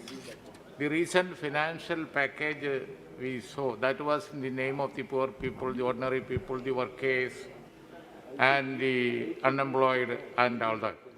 But what happened? It helped the corporate people only, the moneyed people only, the wealthy people only. Like that, this law being passed, that has become the policy of the ruling party nowadays. Everything is in the name of the poor, everybody is in the name of the workers, laborers, farmers and all that. But ultimately, it helped the corporate, ultimately it helped the moneyed people, the wealthy people. Like that, the farmers bill also, finally it will help the corporate, the moneyed wealthy people only. Sir, that is why the entire farmers organization, no farmer organization, real farmers organizations are supporting this bill. Many from that side that this is for the farmers, but at least some organization, the people from this sector, farmers should support this. Nobody is supporting, everybody is opposing this bill. Sir, central government is aware this is best time to pass such laws. All laws are for big people, all laws are the corporate bodies. This is the situation, this is lockdown situation, this epidemic situation, this corona situation. When it is government knows there will not be much opposition for anything. Since they have found this to pass this unpopular bill. This is a black day in the history of the Indian farmers. There is no doubt about that. Farmers are demanding support. Farmers, Indian farmers always require support. They require support, price, loan waiver, to stop import things. Always this had been their demand. Is there any provision for that in this bill? Is there any place for such long pending demand of the ordinary farmers? As found any place in this bill? There is not at all. Only we are saying free market, free selling. If it had been there, farmers could sell anywhere. That was the situation. But now you are compelling them, controlling. By law you are controlling and you are entering the territory of the power of the state. That is why you are, this is for the corporate body, just no doubt. In our country, only 20% of the farmers are large scale. The rest, the 80% are ordinary people. Once the private companies, big companies are allowed to enter this sector, once they are allowed to put their feet there, then there won't be any end to anything. Now they will control the market. They will decide the price. That is what is going to happen. There is no doubt about that. That's why I say government, this another sale. PSUs are being sold. Big PSUs are being sold. This is another sale. Agriculture sector is being sold. That is what the meaning of this law that is being passed. Now the agriculture sector also is being sold to the big people. So I oppose this bill. This is a black day in the history of Indian farmer. Now everything is going to be controlled by the corporate body. Price also, retail price also will be decided by, we will see what is going to happen in near future. Wait and see, we will see that is going to happen. But as our honorable member said, you will not be there in power. Always a day will come, the Indian farmer and the Indian voter will reject you totally. That's what is going to happen. Sukhbir Singh Badal ji.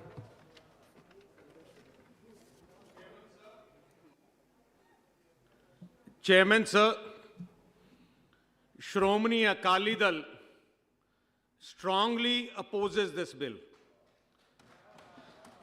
Sir, every bill which is for the nation, some part of the country likes the bill, some part of the country does not like the bill. This bill, the three farmers' ordinance bills, which are bills which are in the name of farmers, and Punjab state is the heart of farmers of India, are against this bill. 20 lakh farmers are going to be affected. More than 30,000 artiyas are going to be affected. More than 3 lakh mandi laborers are going to be affected. More than 15-20 lakh khet mazdoors are going to be affected. Sir, after independence, every state made their own plan how to take their state to which side. Sir, जो पंजाब सूबा है वो खेती दा सूबा है. कई सूबे देश दे उन्होंने पूरा जोर इंडस्ट्री लाने ते लाया. कई सूबे देश दे टूरिज्म नू प्रमोट करने ते लाया. कोई सूबे ने IT इंडस्ट्री ते लाया. पर पंजाब दे सूबे ने, पंजाब दी सरकारां ने पिछले 50 साल खेती इंफ्रास्ट्रक्चर ਨੂੰ ਬਿਲਡ ਕਰਨ ਵਾਸਤੇ ਲਾਇਆ. ਤੁਸੀਂ ਦੇਖਿਆ ਹੋਣਾ ਕਿ ਸਾਰਾ ਪੰਜਾਬ ਦਾ ਖਜ਼ਾਨਾ 50 ਸਾਲ ਅਸੀਂ ਖੇਤੀ ਤੇ ਲਾਇਆ. ਕਿਉਂ? ਦੇਸ਼ ਨੂੰ ਅੰਨ ਦੀ ਲੋੜ ਸੀ. ਦੇਸ਼ ਬਾਹਰੋਂ ਅੰਨ ਇੰਪੋਰਟ ਕਰਦਾ ਸੀ. ਆ ਜ਼ਿੰਮੇਵਾਰੀ ਪੰਜਾਬ ਨੇ ਸੰਭਾਲੀ. ਸਾਡੀ ਪੰਜਾਬ ਦੀ ਜ਼ਮੀਨ 2.5% ਹੈ. ਜਿਵੇਂ ਮੈਂ ਕੱਲ ਦੱਸਿਆ 1980 ਦੇ ਦੌਰਾਨ ਅਸੀਂ 80% ਦੇਸ਼ ਦਾ ਅੰਨ ਪੈਦਾ ਕਰਦੇ ਸੀ. ਅੱਜ ਦੀ ਤਰੀਕ 'ਚ ਵੀ 50% ਤੋਂ ਵੱਧ ਅਸੀਂ ਅੰਨ ਪੈਦਾ ਕਰਦੇ ਹਾਂ. ਕਿਉਂ ਪੈਦਾ ਕਰਦੇ ਹਾਂ? ਕਿਉਂਕਿ ਕਿਸਾਨ ਖੇਤੀ ਨੂੰ ਆਪਣਾ ਬੱਚਾ ਸਮਝਦਾ ਹੈ. ਤੁਸੀਂ ਦੇਖਿਆ ਹੋਣਾ ਹਿੰਦੁਸਤਾਨ ਵਿੱਚ ਡਰਾਊਟ ਆ ਜਾਂਦਾ ਹੈ, ਉੱਥੇ ਖੇਤੀ ਨਹੀਂ ਹੁੰਦੀ. ਪਰ ਦੇਸ਼ ਵਿੱਚ ਡਰਾਊਟ ਆ ਜਾਏ, ਪੰਜਾਬ ਵਿੱਚ ਮੀਂਹ ਨਾ ਪਏ, ਪਰ ਪੰਜਾਬ ਦੀ ਫਸਲ ਪੂਰੀ ਕਿਉਂ ਹੁੰਦੀ ਹੈ? ਕਿਉਂਕਿ ਪੰਜਾਬ ਦੀ ਸਰਕਾਰਾਂ ਨੇ ਅਸੀਂ ਉੱਥੇ ਇਰੀਗੇਸ਼ਨ ਨੈਟਵਰਕ ਪੈਦਾ ਕੀਤਾ, ਟਿਊਬਵੈਲ ਨੈਟਵਰਕ ਪੈਦਾ ਕੀਤਾ. ਸਾਡੀ ਪੰਜਾਬ ਦੀ ਜ਼ਮੀਨ 100% ਇਰੀਗੇਟਡ ਹੈ. 100%. ਇੱਕ ਵੀ ਇੰਚ ਜ਼ਮੀਨ ਤੁਹਾਨੂੰ ਇਰੀਗੇਸ਼ਨ ਦੇ ਬਗੈਰ ਨਹੀਂ ਮਿਲੂਗੀ. ਆਈ ਸਾਡਾ ਸਾਰਾ ਸਮਾਇਆ ਹੈ. ਅਸੀਂ ਆਪਣੇ ਪੰਜਾਬ ਨੇ ਆਪਣਾ ਪਾਣੀ ਦੇਸ਼ ਵਾਸਤੇ ਕੁਰਬਾਨ ਕਰ ਦਿੱਤਾ. ਤੁਸੀਂ ਸਾਰੇ ਜਾਣਦੇ ਹੋ 1 ਕਿਲੋ ਚਾਵਲ ਪੈਦਾ ਕਰਨ ਵਾਸਤੇ ਤਕਰੀਬਨ 5000 ਲੀਟਰ ਚਾਵਲ ਦੀ ਲੋੜ, ਪਾਣੀ ਦੀ ਲੋੜ ਹੈ. ਅੱਜ ਦੇਸ਼ ਵਾਸਤੇ ਅਸੀਂ ਆਪਣਾ ਪਾਣੀ ਐਕਸਪੋਰਟ ਕਰ ਦਿੱਤਾ. ਸਾਡੀ ਸਰਕਾਰ ਦਾ ਸਿਸਟਮ ਆਪਾਂ ਮੰਡੀਕਰਨ, ਆ ਜਿਹੜੇ ਐਕਟ ਬਣੇ ਹੈ, ਮੰਡੀਕਰਨ ਐਕਟ ਵਾਸਤੇ ਬਣੇ ਗਏ ਹੈ. ਪਰ ਤੁਹਾਨੂੰ ਦੱਸਣਾ ਚਾਹਣਾ ਹੈ ਪੰਜਾਬ ਦਾ ਮੰਡੀਕਰਨ ਐਕਟ ਸਭ ਤੋਂ ਇੰਡੀਆ 'ਚ ਨਹੀਂ ਵਰਲਡ ਦਾ ਬੈਸਟ ਹੈ. ਸਾਡੇ ਪੰਜਾਬ ਵਿੱਚ 12000 ਪਿੰਡ ਹੈ. 12000 ਪਿੰਡਾਂ ਵਿੱਚੋਂ 1900 ਮੰਡੀ ਬਣੀਆਂ, ਸਾਡੇ ਪਰਚੇਸ ਸੈਂਟਰ ਬਣੇ ਆ. ਹਰ 6 ਪਿੰਡ ਬਾਅਦ ਪਰਚੇਸ ਸੈਂਟਰ ਬਣੇ ਆ. ਹਰ ਪਿੰਡ ਨੂੰ ਲਿੰਕ ਰੋਡ ਦਿੱਤੀ ਗਈ ਹੈ। 20 ਮਿੰਟਾਂ ਦੇ ਅੰਦਰ ਸਾਡਾ ਪੰਜਾਬ ਦਾ ਕਿਸਾਨ ਮੰਡੀ ਕੋਲੇ ਪਹੁੰਚ ਜਾਂਦਾ ਹੈ। ਇਹ ਜਿਹਾ ਵਧੀਆ ਸਿਸਟਮ ਹੈ ਸਰ। ਆਹ ਸਿਸਟਮ ਕਿਤੇ ਹੋਰ ਲੱਗ ਸਕਦਾ ਹੈ, ਪਰ ਜੇ ਆਹ ਆਰਡੀਨੈਂਸ ਪੰਜਾਬ 'ਚ ਆਏ, ਸਾਡਾ ਜਿਹੜਾ 50 ਸਾਲ ਦੀ ਤਪੱਸਿਆ, ਸਾਡੀ ਜਿਹੜੀ ਕਿਸਾਨੀ ਹੈ ਜਿਸ ਨੇ ਦੇਸ਼ ਨੂੰ ਬਚਾਇਆ, ਉਹ ਤਬਾਹ ਹੋ ਸਕਦੀ ਹੈ। ਉਹਨਾਂ ਦੇ ਮਨ 'ਚ ਬਹੁਤ ਸ਼ੰਕੇ ਹੈ। ਉਹਨਾਂ ਦੇ ਮਨ 'ਚ ਹੈ ਕਿ ਆ ਜਿਹੜੇ ਐਕਟ ਆ ਰਹੇ ਹੈ, ਮਲਟੀਨੈਸ਼ਨਲ ਵੱਡੇ ਕਾਰਪੋਰੇਟ ਘਰਾਣੇ ਆ ਪ੍ਰਾਈਵੇਟ ਮੰਡੀ ਪ੍ਰਾਈਵੇਟ ਖਰੀਦ ਕਰਨਗੇ, ਕਿਉਂਕਿ ਉਹਨਾਂ ਨੂੰ ਕੋਈ ਟੈਕਸ ਨਹੀਂ ਲੱਗੂਗਾ। ਐਮਐਸਪੀ ਤੇ ਪਹਿਲੇ ਸ਼ਾਇਦ ਵੱਧ ਰੇਟ ਲੈ ਕੇ ਦੇ ਦੇਣ, ਜਦੋਂ ਮੋਨੋਪੋਲੀ ਕਰ ਲੈਣਗੇ ਤੇ ਫਿਰ ਕਿਸਾਨ ਨੂੰ ਆਪਣੇ ਕਬਜ਼ੇ 'ਚ ਕਰ ਲੈਣਗੇ। ਸਰ ਆ ਪੰਜਾਬ ਜਿਹੜਾ ਸਟੇਟ ਹੈ, ਇਸ ਕਰਕੇ ਜਿਹੜੀ ਪੰਜਾਬ ਦੀ ਕਿਸਾਨੀ ਨੂੰ ਬਚਾਉਣ ਦੀ ਲੋੜ ਹੈ। ਆ ਮੈਂ ਕੋਈ ਲੋਕਾਂ ਨੇ, ਕੋਈ ਲੀਡਰਸ਼ਿਪ ਨੇ, ਕਾਂਗਰਸ ਦੇ ਕਈ ਲੀਡਰ ਨੇ ਕਿਹਾ ਸ਼੍ਰੋਮਣੀ ਅਕਾਲੀ ਦਲ ਨੇ ਯੂ ਟਰਨ ਕੀਤਾ। ਸ਼੍ਰੋਮਣੀ ਅਕਾਲੀ ਦਲ ਨੇ ਕੋਈ ਯੂ ਟਰਨ ਨਹੀਂ ਕੀਤਾ। ਜਦੋਂ ਪਹਿਲੀ ਗੱਲ ਮੈਂ ਕੱਲ ਵੀ ਸਪਸ਼ਟ ਕੀਤੀ ਸੀ ਤੇ ਅੱਜ ਵੀ ਕਰ ਰਿਹਾ, ਸ਼੍ਰੋਮਣੀ ਅਕਾਲੀ ਦਲ ਨੂੰ ਪਤਾ ਨਹੀਂ ਸੀ ਕਿ ਆ ਐਕਟ ਆ ਰਿਹਾ। ਜਦੋਂ ਕੈਬਨਿਟ 'ਚ ਆਇਆ, ਸਾਡੇ ਮੰਤਰੀ ਹਰਸਿਮਰਤ ਕੌਰ ਨੇ ਉਦੋਂ ਗੱਲ ਕੀਤੀ, ਕਿਸਾਨਾਂ ਦੀ ਕਾਂਸ਼ਾ ਸੀ, ਜਿਹੜੀਆਂ ਸ਼ੰਕਾ ਸੀ ਅਸੀਂ ਦੱਸੀਆਂ। ਮੰਤਰੀ ਜੀ ਬੈਠੇ ਹੈ, ਸਾਨੂੰ ਕੋਈ ਸਬੂਤ ਦੇਣ ਦੀ ਲੋੜ ਨਹੀਂ। ਫਲੋਰ ਆਫ ਹਾਊਸ ਜੋ ਵੀ ਕਹੀ ਜਾਂਦਾ ਸੱਚਾ ਕਹੀ ਜਾਂਦਾ ਹੈ। ਦੂਜੀ ਗੱਲ, ਜੇ ਮੰਤਰੀ ਜੀ ਨੇ ਚਿੱਠੀ ਲਿਖ ਕੇ ਵੀ ਕਿਹਾ ਸੀ ਜੋ ਸਾਡੀਆਂ ਸ਼ੰਕਾ ਹੈ, ਪਿਛਲੇ 2 ਮਹੀਨੇ ਅਸੀਂ, ਕਿਉਂਕਿ ਅਸੀਂ ਐਨਡੀਏ ਦੇ ਸਾਥੀ ਹਾਂ, ਅਸੀਂ ਪੰਜਾਬ ਦੇ ਕਿਸਾਨਾਂ ਦੀ ਭਾਵਨਾ ਅਸੀਂ ਮੰਤਰੀ ਜੀ ਕੋਲੇ ਲੈ ਕੇ ਆਉਂਦੇ ਰਹੇ। ਮੰਤਰੀ ਜੀ ਨੇ ਆਪਣੀਆਂ ਗੱਲਾਂ ਉਹਨੇ ਦੱਸਿਆ, ਅਸੀਂ ਵਾਪਸ ਕਿਸਾਨ ਯੂਨੀਅਨ ਕੋਲ ਜਾਂਦੇ। ਮੈਨੂੰ 5 ਮਿੰਟ ਜੀ ਸਾਡੇ ਵਾਸਤੇ ਬਹੁਤ ਇੰਪੋਰਟੈਂਟ ਹੈ, very important. Please 5 minutes, just concluding 5 minutes. ਮੈਂ ਜਿਹੜਾ within 1 minute में okay 5 minutes I'll just conclude. Very senior parliamentary you are, please within 1 minute, please within 1 minute. बहुत जरूरी मुद्दा जी, क्योंकि ये पंजाब को कंसर्न करता है। सो मैं जो बोल रहा हूं कि ये जो है, ये जो हमने बात की कि हमने हर फोरम पे उठाया, हमने कोशिश की कि जो पंजाब की किसानों की शंकाएं दूर होएं, पर वो दूर नहीं हुई। बिल लाया गया, इसलिए हमने फैसला किया कि हम किसान के जो बिल खिलाफ है हम उसके साथ नहीं खड़ सकते। मुझे हैरानी हुई अगर अभी कांग्रेस की लीडरशिप अभी एक किसान इस बिल के खिलाफ वो बोल रही है। उन्होंने, मैंने कांग्रेस के लीडर जो भाषण दे रहे थे वो भाषण किसान के हक के नहीं दे रहे थे, वो श्रोमणी अकाली दल के खिलाफ ही बोल रहे थे। उनका मुद्दा श्रोमणी अकाली दल था। मैं पूछना चाहता हूं, ये कांग्रेस के जो लीडर बाहर बैठे हैं, ये इलेक्शन मैनिफेस्टो किस पार्टी का है? ये कांग्रेस पार्टी का है। राहुल गांधी की फोटो है, 2019 का मैनिफेस्टो है जिसे कांग्रेस ने लिखा है कांग्रेस विल डिलीवर, और उसमें क्या डिलीवर करेंगे? एपीएमसी एक्ट को अबॉलिश करना, ये लिखा है, और ओपन करना के ये जो एपीएमसी एक्ट आप लेके आए हैं उससे भी ज्यादा ये जो कांग्रेस ने ये भी लिखा है कि ये जो एग्रीकल्चर जो प्लीज कंक्लूड कीजिए सर, मुझे टोकना अच्छा नहीं लग रहा है, प्लीज सर। करिए। ये कैप्टन अमरिंदर सिंह की बात कर रहे हैं। कैप्टन अमरिंदर सिंह ने गुटका साहब की सौं खाई, ये बैठे सारे एमपी वही थे। कैप्टन अमरिंदर सिंह गुरु की सौं खाई और कहा, और ये चोन मैनिफेस्टो जारी किया इलेक्शन लड़ने के पहले 2017 में। उस 2017 का इलेक्शन मैनिफेस्टो है, उस मैनिफेस्टो में जो 3 ऑर्डिनेंस आप लेके आए हैं वो सारी 3 ऑर्डिनेंस इनके इलेक्शन मैनिफेस्टो में है। और उन्होंने, कांग्रेस ने जो 3 साल हुए कोई प्रॉमिस पूरा नहीं किया, एक ही प्रॉमिस पूरा किया, ये 3 ऑर्डिनेंस पंजाब में लागू किए। आज पंजाब में ये पंजाब का एक्ट है जो 2017 में कैप्टन अमरिंदर सिंह ने पास किया। ये 2017 का एक्ट अभी लागू पंजाब में है। ये आप मंडी की बात करते हैं लागू है, पर हम किसानों के साथ, सर मैं कंक्लूड कर रहा हूं sir. I come from a chili growing constituency of Narsaropet, where prices of नाम डिलीट हो जाएंगे, oscillate every year. नाम डिलीट होंगे। Farmers are not able to cover the cost. main issue our chili farmers face are long supply chains, middlemen and traders. We welcome this bill. We welcome the Farmers Producers Trade and Commerce Bill with the three beliefs. One being the gains from this condensed supply chain will be passed on to the farmer and the consumer, sir.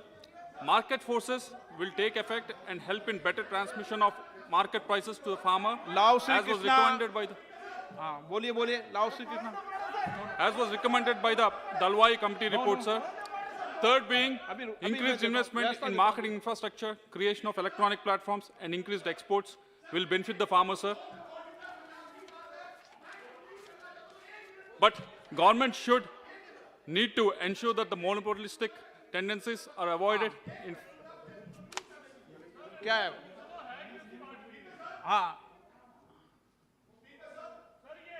Congress का सच्चाई है, मैंने अभी सामने पेश की है। श्रोमणी अकाली दल जो पार्टी है, किसान की पार्टी है। श्रोमणी अकाली दल इस बिल का विरोध करता है। इस और मैं एक ऐलान करना चाहता हूं।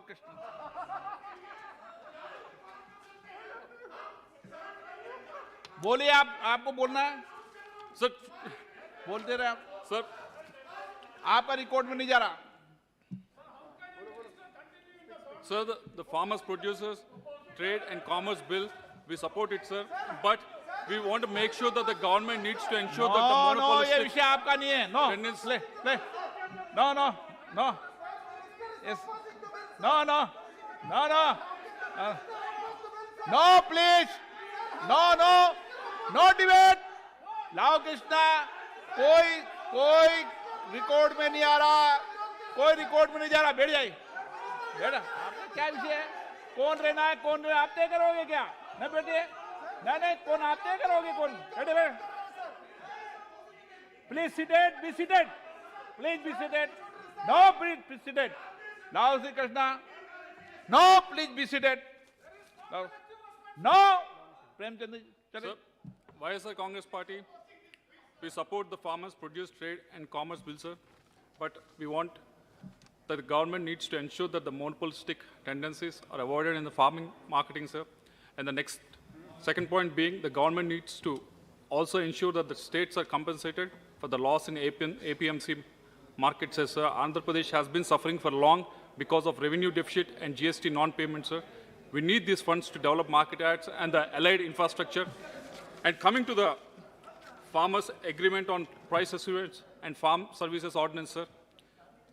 This bill will achieve the goal by creating a uniform regulatory regime on the contract farming. I have seen the benefits myself in Guntur district, sir, where ITC is doing hand-holding of farmers to the tune of 2,000 acres. It has the benefits that we have seen was the produce is of the export standard. Second, there was the less utilization of fertilizers. There's the input costs were less, and the better prices were given to the farmers, sir, because the ITC was hand-holding the farmers.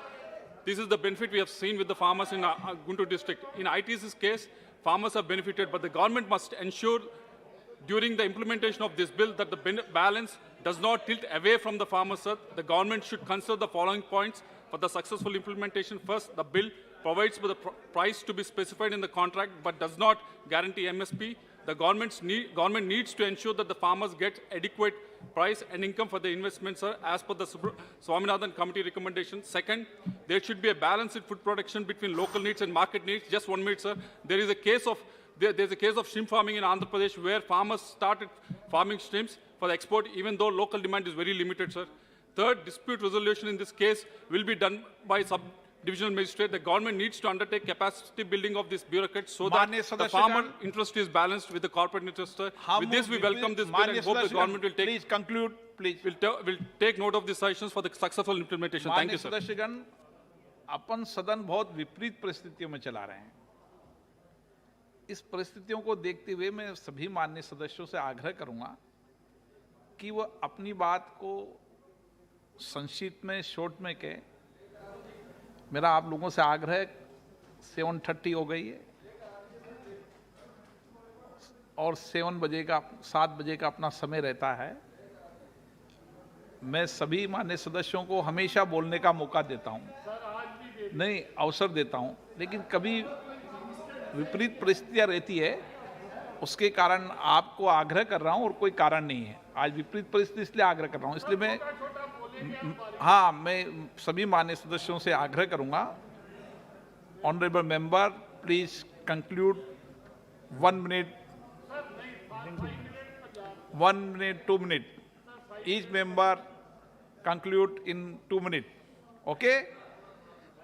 Shri Om Prakash, आपने कहा धन्यवाद। Please माननीय Suresh ji, please शेती उत्पादन व्यापार आणि please वाणिज्य या वाणिज्य विधेयक 2020 1 मिनट और एक बात कह दूं। मान्य सदस्यगण, मंत्री जी, मान्य मंत्री जी, प्लीज बी सीटेड।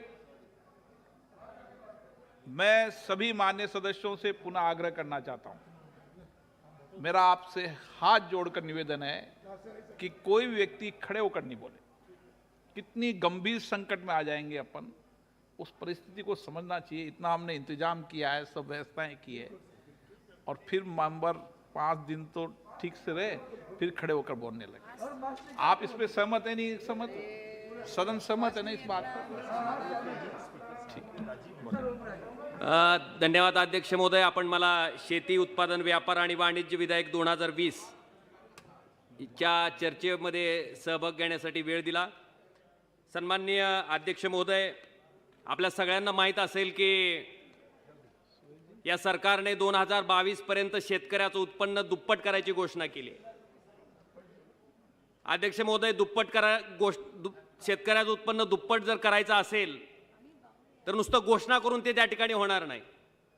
जर प्रत्यक्षात आपल्याला शेतकऱ्याचं उत्पन्न दुप्पट करायचं असेल तर त्या दृष्टीनं पावलं उचलणं सुद्धा अपेक्षित आहे। अध्यक्ष महोदय, या ठिकाणी अशा पद्धतीचं बिल आणून आपण MSP म्हणजे उत्पादन खर्चावर आधारित जो शेतकऱ्याला त्या ठिकाणी भाव मिळायचा, माझी आपल्याला विनंती आहे की ह्या बिलामध्ये दुरुस्ती करून इतर लोक सुद्धा खरेदी करत असताना MSPच्या रेटनंच त्यांनी खरेदी केलं पाहिजे, अशा प्रकारचं बंधन सुद्धा ह्या बिलामध्ये असलं पाहिजे, अशी माझी आग्रहाची मागणी। अध्यक्ष महोदय, आपल्या सगळ्याला माहितीसाठी सांगतो की मी अशा जिल्ह्यातनं येतो महाराष्ट्रातल्या की जिथं शेतकऱ्याच्या सर्वात जास्त आत्महत्या होत आहेत। अध्यक्ष महोदय, शेतकऱ्याच्या शेतीवर फक्त एकटा शेतकरी अवलंबून नसतो, तर त्याचं सगळं पूर्ण कुटुंब त्या शेतीवर अवलंबून असतं। अशा परिस्थितीमध्ये ती शेती फायद्याची करण्याच्या दृष्टीनं, त्या शेतकऱ्याला अधिक लाभ होण्याच्या दृष्टीनं, त्या शेतकऱ्याला मुख्य प्रवाहात आणण्याच्या दृष्टीनं माझी आग्रहाची मागणी आहे की त्याच्या कुटुंबातील व्यक्तीला शिक्षणामध्ये आणि नोकरीमध्ये सुद्धा आरक्षणाची तरतूद अध्यक्ष महोदय त्या ठिकाणी असली पाहिजे। अध्यक्ष महोदय, आपण त्या ठिकाणी सांगितलं की आता कुठलाही शेतकरी कुठल्याही राज्यामध्ये जाऊन माल विकू शकतोय।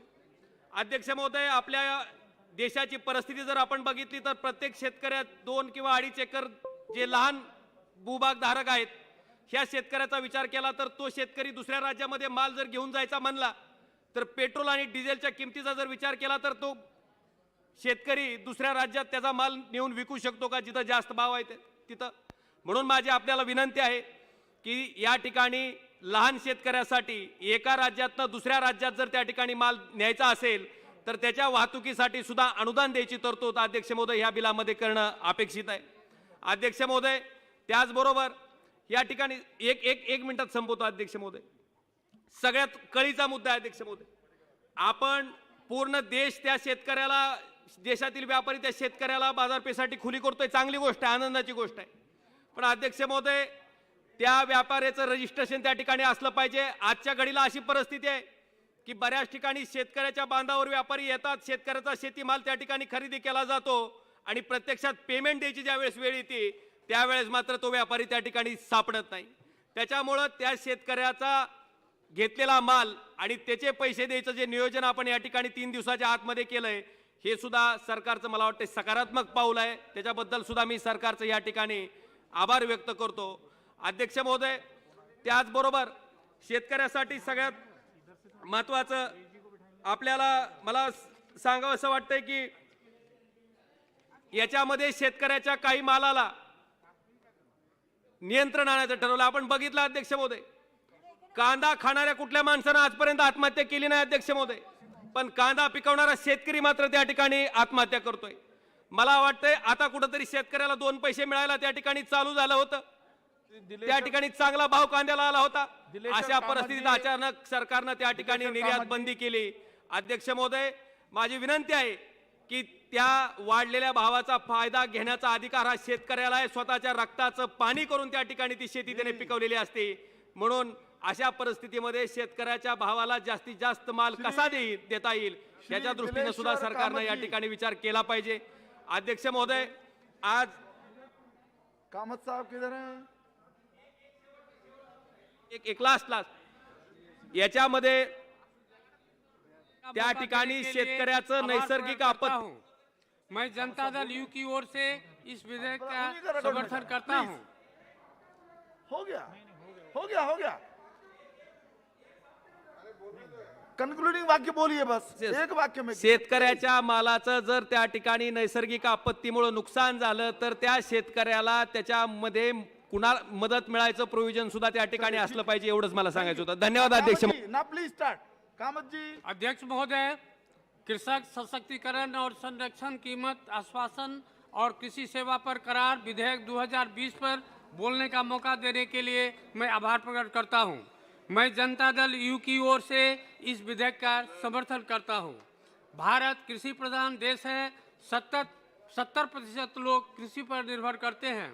यशस्वी माननीय प्रधानमंत्री जी ने कहा है कि किसानों को लागत से दुना मूल्य मिलेगा. इसे लागू करने के लिए यह विधेयक अति आवश्यक है. यह अध्यादेश 2020 को पूरे देश में संविदागत कृषि में के कानूनी ढांचे में एक रूपता लाने के उद्देश्य से तैयार किया गया है. अध्यादेश किसानों के साथ साथ बटाईदारों के अधिकारों का भी संरक्षण करता है. कृषि करार के अंतर्गत आए कृषि उत्पादकों को राज्य अधिनियमों से छूट प्राप्त होगी. स्टॉक सीमा बाधाएं भी कृषि करार के अंतर्गत आए कृषि उत्पादों पर लागू नहीं होगी. इन उत्पादकों को किसी भी प्रकार के मंडी शुल्क, कर, शेष आदि से भी छूट प्राप्त होगी. भारत में कृषि मौसम पर निर्भर करता है. उत्पादन की अनिश्चितता और बाजार अनिश्चितता इसकी कुछ कमजोरियां हैं. इसके चलते कृषि जोखिम भरा है और इनपुट तथा आउटपुट प्रबंधन के मामले में अप्रभावी है. बिहार के माननीय मुख्यमंत्री श्री नीतीश कुमार ने कृषि माप तैयार कर कृषकों की सुविधा के लिए बहुत सारे काम किए हैं. इस विधेयक के लागू होने से किसान खुशहाल होंगे. यह अध्यादेश किसानों को शोषण के भय के बिना समानता के आधार पर प्रोसेसर्स, एग्रीगेट्स, थोक विक्रेताओं, बड़े खुदरा कारोबारियों, निर्यातकों आदि के साथ जुड़ने में सक्षम बनाएगा. साथ ही किसानों की आधुनिक तकनीकी और बेहतर इनपुट तक पहुंच भी सुनिश्चित होगी. इससे विपणन की लागत में कमी आएगी और किसानों की आय में सुधार होगा. किसानों की उच्च मूल्य वाली कृषि के लिए तकनीक और परामर्श तक पहुंच सुनिश्चित होगी. साथ ही उन्हें ऐसी फसलों के लिए तैयार बाजार भी मिलेगा. महोदय, बिचौलियों की भूमिका खत्म होगी और उन्हें अपनी फसल का बेहतर मूल्य मिलेगा. किसानों को पर्याप्त सुरक्षा दी गई है. इस अध्यादेश में पहली बार कृषि के लिए फार्म सेवाओं को मान्यता प्रदान की गई है, जिसमें बीज, चारा, कीटनाशक, फार्म मशीन तथा उपकरण, जैविक आदान तथा सलाह को सम्मिलित किया गया है. किसान खेती करने के लिए लिखित अनुबंधन कर सकते हैं.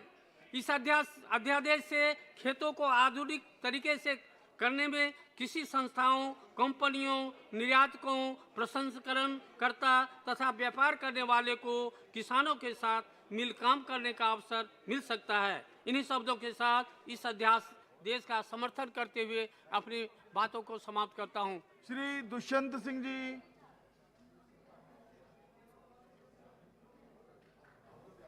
Chairman sir, thank you Chairman sir for giving me the opportunity to speak on a very important ordinance which will become a bill once it's passed in the Loksabha and the Rajya Sabha. Sir, I'm speaking on the Farmers Produce Trade and Commerce and Promotion and Facilitation Ordinance, which was brought in on the 5th of June 2020, sir. Sir, the previous speakers had mentioned about the legislative competence please of the बातचीत न government. करें, बातचीत न The करें. previous speakers बातचीत had कर- mentioned about please. the legislative बातचीत करने तो competence. बाहर जाकर के करें, The please. central government, through the 7th schedule of the Constitution, item number 33, has the full competence to bring out the legislation vis-a-vis trade and commerce, and which is mentioned in the Schedule 7 of the concurrent list. Sir, before this ordinance was brought out, the farmers had to sell the produce in notified yards, market areas, and sub-yards of the State Agriculture Produce Marketing Committee areas. Sir, the small and marginal farmers did not believe they got fair prices for the goods. Their foodstuffs could not be sent with an interstate, and there was a real problem there. Shri Ashok Dalvi's committee had mentioned about the reforms adopted by the state government were largely inefficient or ineffective. Sir, out of the in 2017, only 20 states had amended the APMC Act. Sir, under the leadership of our Prime Minister, Shri Narendra Modi ji, today is his birthday. I wish him from all our side from Rajasthan. I represent a constituency called Jhalawad Bara, and I've come from a aspiration district. Sir, one nation, one market. It will be beneficial for selling surplus crop to areas. Sir, today the primary sector has shown a considerable growth and during this pandemic period, sir, people will get jobs and job opportunities in the primary sector, and investment in this will be helped through private entrepreneurs will give us opportunity. Lately, a few days back, there's a essential commodities bill was passed. The warehousing, the storage, the logistic parks will be a great help. Sir, the APMC Act makes the market, it charges the farmers a 0.5 to 0.2% of the sale value, and also charges the commission, sir. Sir, I will mention about it later. Sir, right now in India, 18% to 30% of our fruit and vegetables go waste, sir. Sir, 95% of our food chain is still unorganized, sir. There will be lots of opportunities in a private investment at local levels like cold storage and warehousing. Sir, the traders will get the opportunities like I belong to Jhalawad. Traders from Jhalawad can sell the garlic or can sell the oranges from Jhalawad not only to the Azadpur Mandi, but they can sell their produce to all parts of India. So when I talk about taxes and levies, in the state of Punjab, which was, people just spoke about it, the taxes in the state of Punjab is 14.5%. Under the Economic Survey of India, 2014-15, Chapter 8, page 117, it mentions about the marketing fees. It mentions about license fees. It mentions about small license fees and commission fees.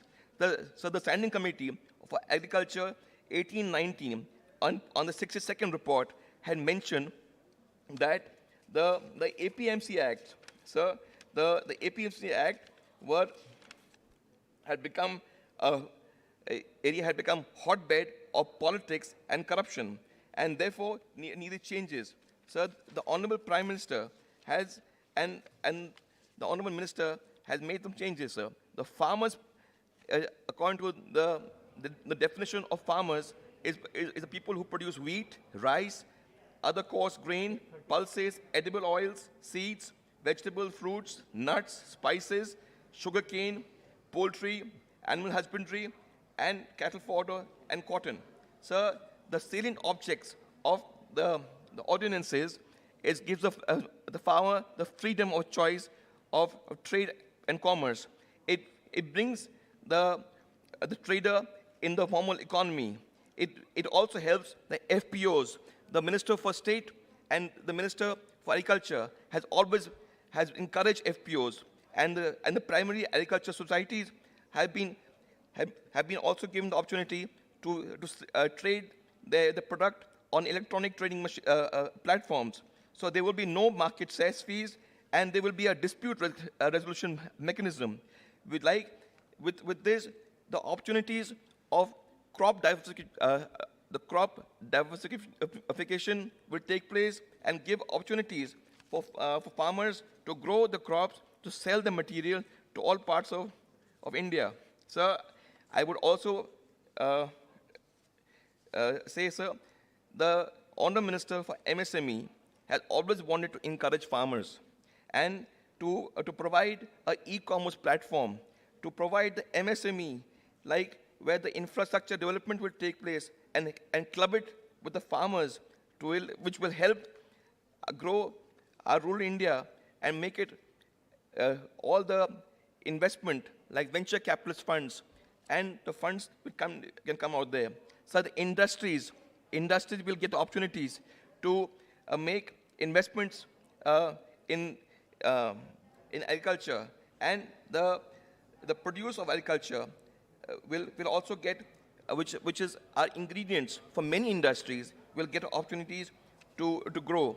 So this is a great opportunity. I thank the Honourable Minister. Sir, I just want to also mention that the National Agriculture ENAM, which was made in 2016, it will encourage the sale of goods. But sir, I want to ask, just want to tell a few things.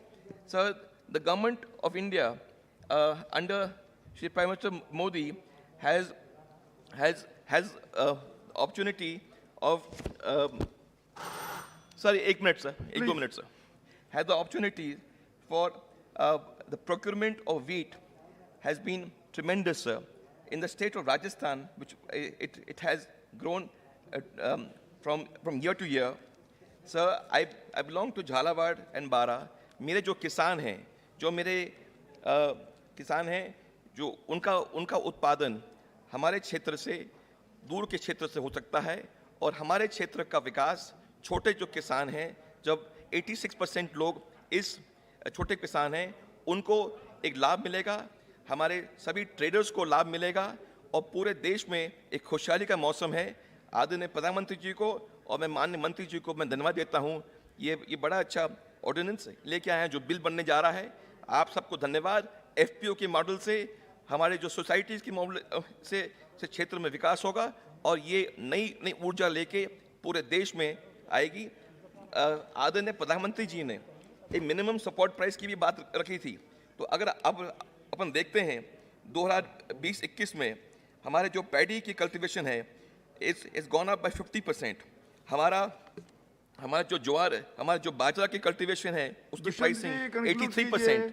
Sir, हमारे दाल, जो तूर की दाल का सब 58% हमें ज़्यादा पैसा मिल रहा है। तो आदरणीय प्रधानमंत्री जी को, आदरणीय मंत्री जी को मैं आखिरी में ये कहूँगा कि माननीय मंत्री जी ने हमारे लिए जो फसल बीमा के लिए भी पैसा रखा है, और पैसा आने के साथ साथ हमारे क्षेत्र में भी अच्छा फसल बीमा से लोगों को इसका लाभ मिला है। कांग्रेस के नेताओं ने बड़े आरोप लगाए हैं। उनके नेता ने राजस्थान में आके एक बात रखी थी कि उन्हें संपूर्ण कर्जा माफ़ करने की बात रखी थी। संपूर्ण कर्जा उनने अपने चुनाव के भाषण में कहा था, और ये संपूर्ण कर्जा उनने माफ़ नहीं, वर्तमान की सरकार ने वो माफ़ नहीं किया है। मैं इतना ही कह सकता हूँ कि हमारे जो पीएम किसान का भी पैसा अंतिम छोर के अंतिम व्यक्ति तक वर्तमान सरकार ने नहीं किया है। मैं आपसे आग्रह करता हूँ माननीय मंत्री जी से कि ये जो आप ये योजना लेके आए हैं इसको अपन आगे बढ़ाएं और क्षेत्र का विकास करें। जय हिंद, जय भारत।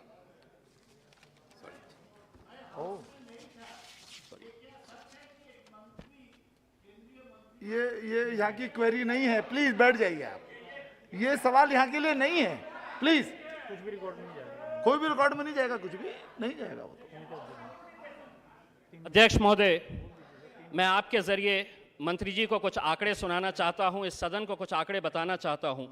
मार्च 2020 547, अप्रैल 2020 651, मई 2020 437, इसके आगे के हर महीनों के आंकड़े 400, 500, 600, 2001 से 2020 34,200। ये अध्यक्ष महोदय, ये सिर्फ आंकड़े हैं। मैं इसलिए ये कह रहा हूं कि अब ये आंकड़े किसी अखबार की सुर्खियां नहीं बनते, ना तो किसी टेलीविज़न के चैनल के अंदर इनका जिक्र होता है, क्योंकि ये आंकड़े इस मुल्क के अंदर किसानों की आत्महत्या आज भी कितनी हो रही है वो बताते हैं। ये हमारे लिए, हम सब के लिए बड़े शर्म की बात है।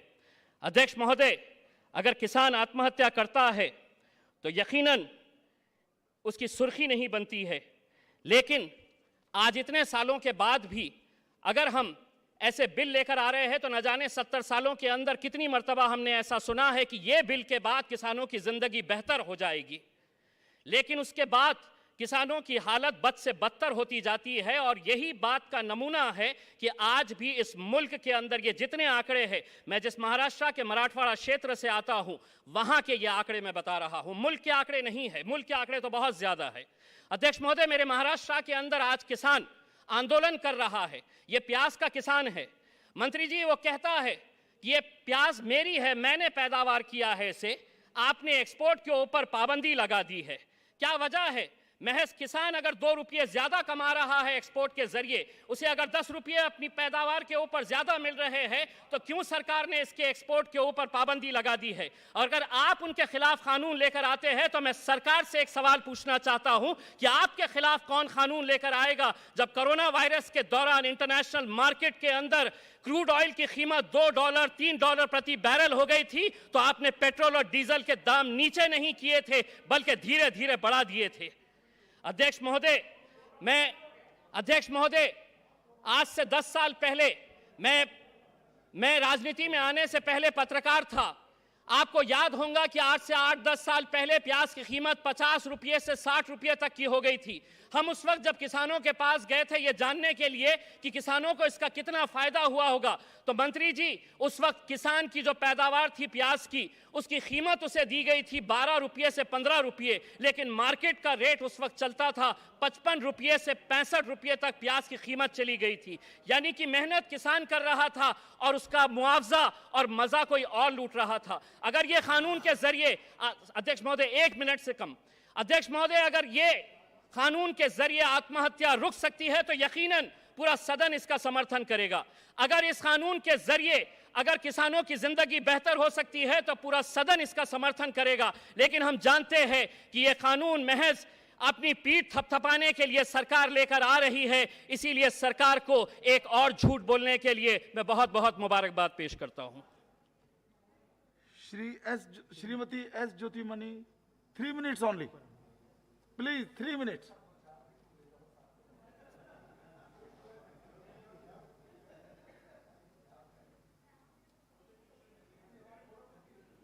जी प्रारंभ कीजिए। नेक्स्ट पोडियम पे आ जाइए। देखिए इस पोडियम पर आ जाइए।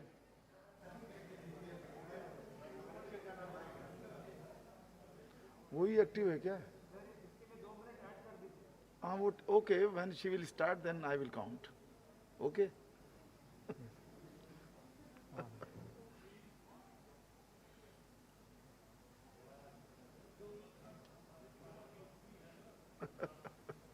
आराम से दौड़िए मत।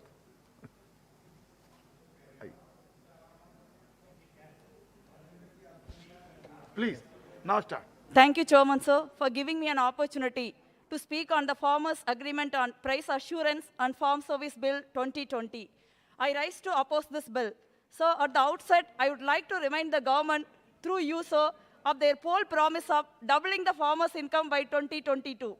Standing only 2 years away from the deadline, we expect any agriculture reforms should be in that direction. The answer to whether this bill and other 2 bills are in that direction, a big no. I am sorry to say this. Instead of comprehensive approach, the government comes up with just cosmetic changes that favors only the corporates and multinationals in the guise of supporting the farmers.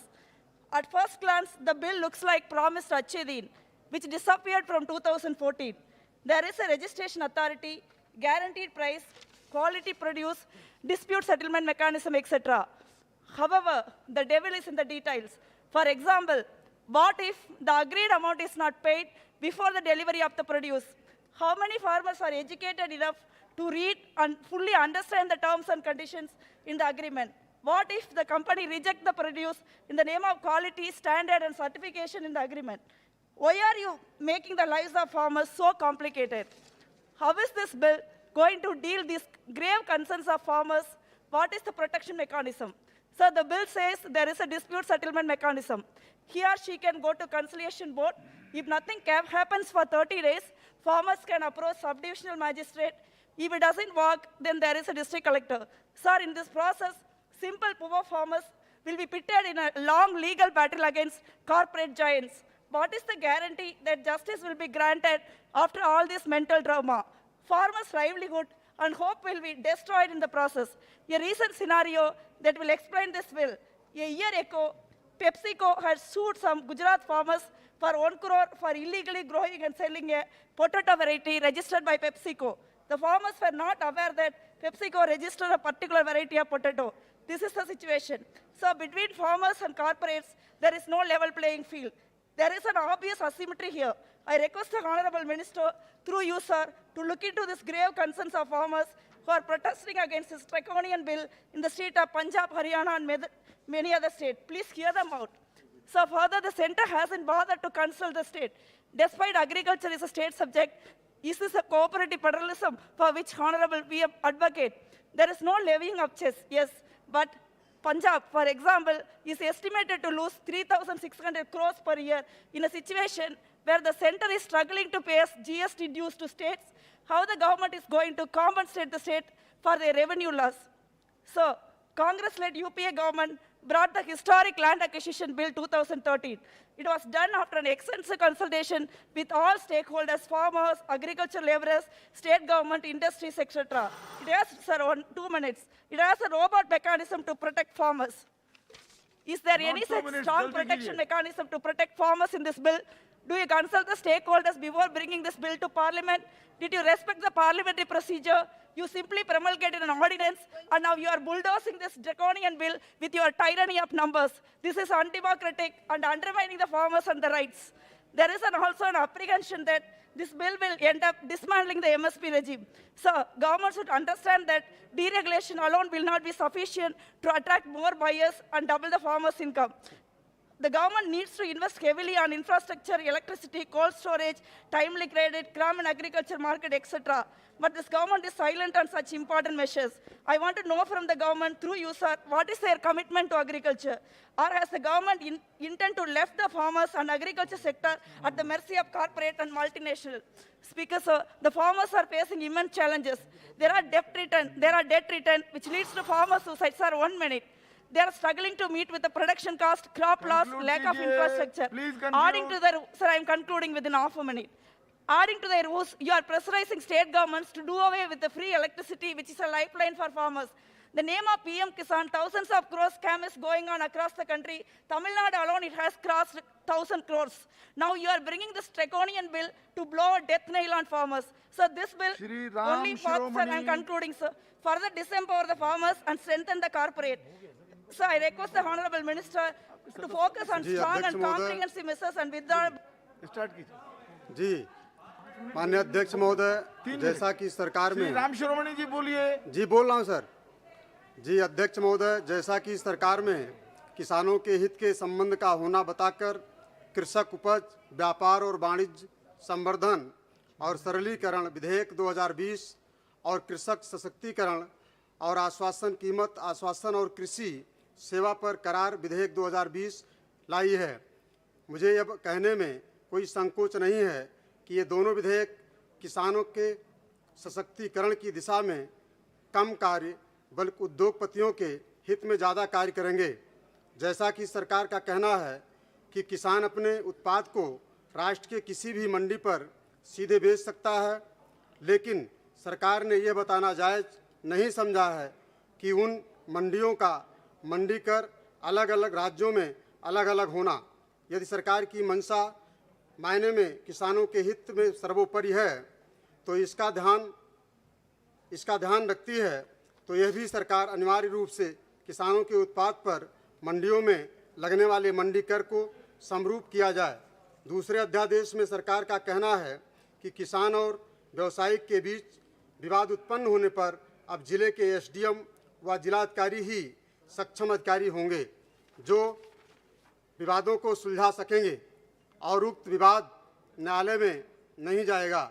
इस परिप्रेक्ष्य में मुझे कहना है कि यदि किसान और व्यवसायिक के बीच में विवाद उत्पन्न हो जाता है तो उन परिस्थितियों में क्या यह नहीं हो सकता है कि सरकारी कर्मचारी सदैव सरकार के नुमाइंदा होते हुए भी उनके सही और गलत क्रियाकलापों में भाग लेना आम बात है। यहाँ माननीय न्यायालय को विवादों को सुलझाने के अधिकार को उनसे छीनकर अधिकारियों के हाथ में देना सुनिश्चित करती है। अतः किसानों को न्याय दिलाने की संभावना क्षीण हो जाती है। इसलिए हम इन दोनों विधेयकों को किसानों के हित में कम बल्कि व्यापारियों के हित में अधिक कहते हैं। धन्यवाद।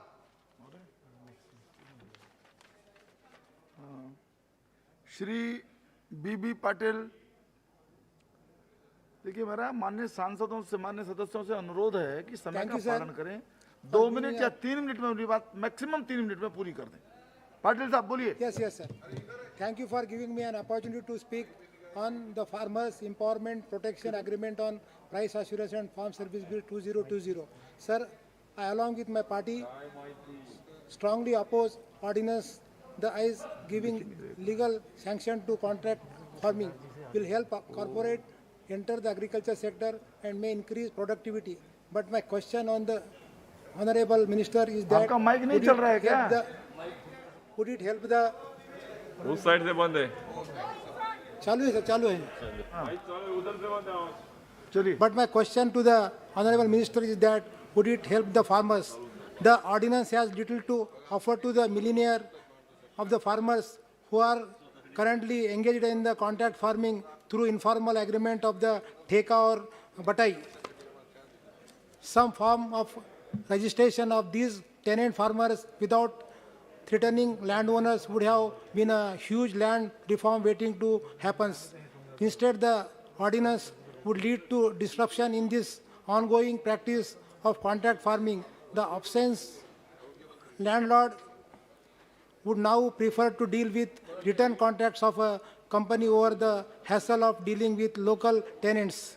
There is nothing in the ordinance to ensure that the contract agreed to by the small farmers with the little bargaining power would be fair.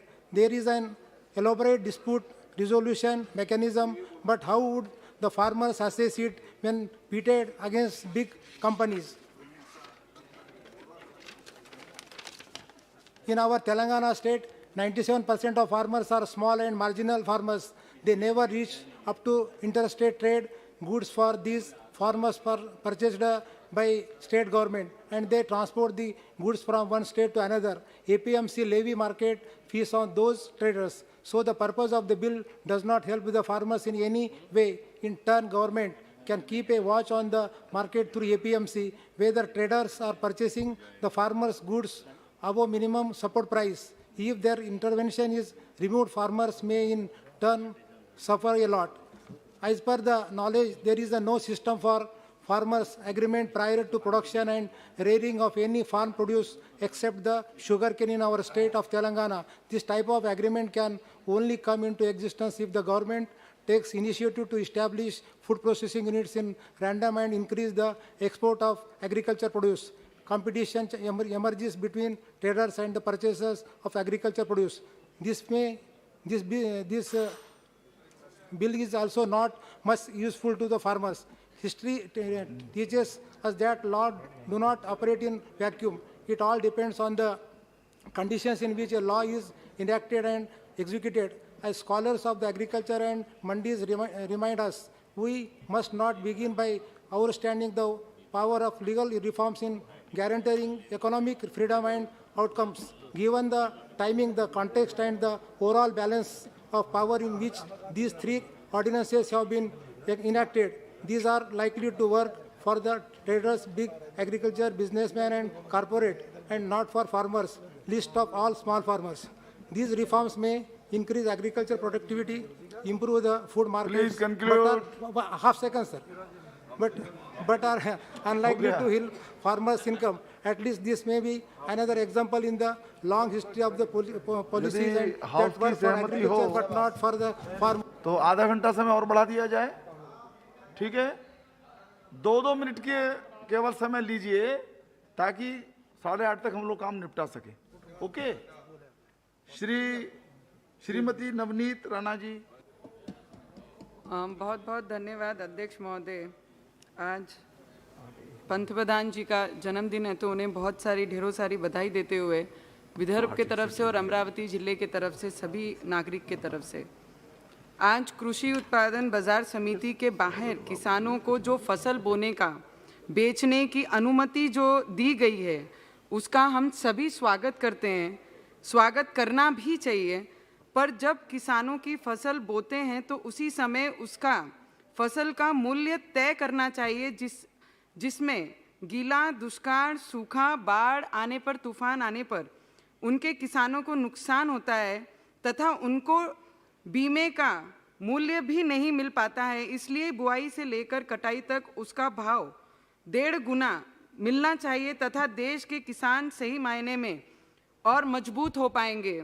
और मैं मंत्री महोदय से और एक विनंती भी करती हूँ कि महाराष्ट्र में पंतप्रधान किसान सम्मान निधि योजना जो जिस तरीके से किसानों को 6,000 सालाना मिलते हैं, तो मैं आपसे मांग करूँगी कि जिस तरीके की नई शुरुआत किसानों के लिए पंतप्रधान जी ने पूरे देश में किसानों के लिए की है, तो 6,000 सालाना ना देते हुए आज उनका जन्मदिन है तो महाराष्ट्र की किसानों की तरफ से मैं मांग करूंगी कि उन्हें 12,000 रुपया सालाना दिया जाए। तो 6,000 से हमारे दादा ने बोला है कि 6,000 से क्या होता है, हमारे बंगाल में कुछ भी नहीं मिलता।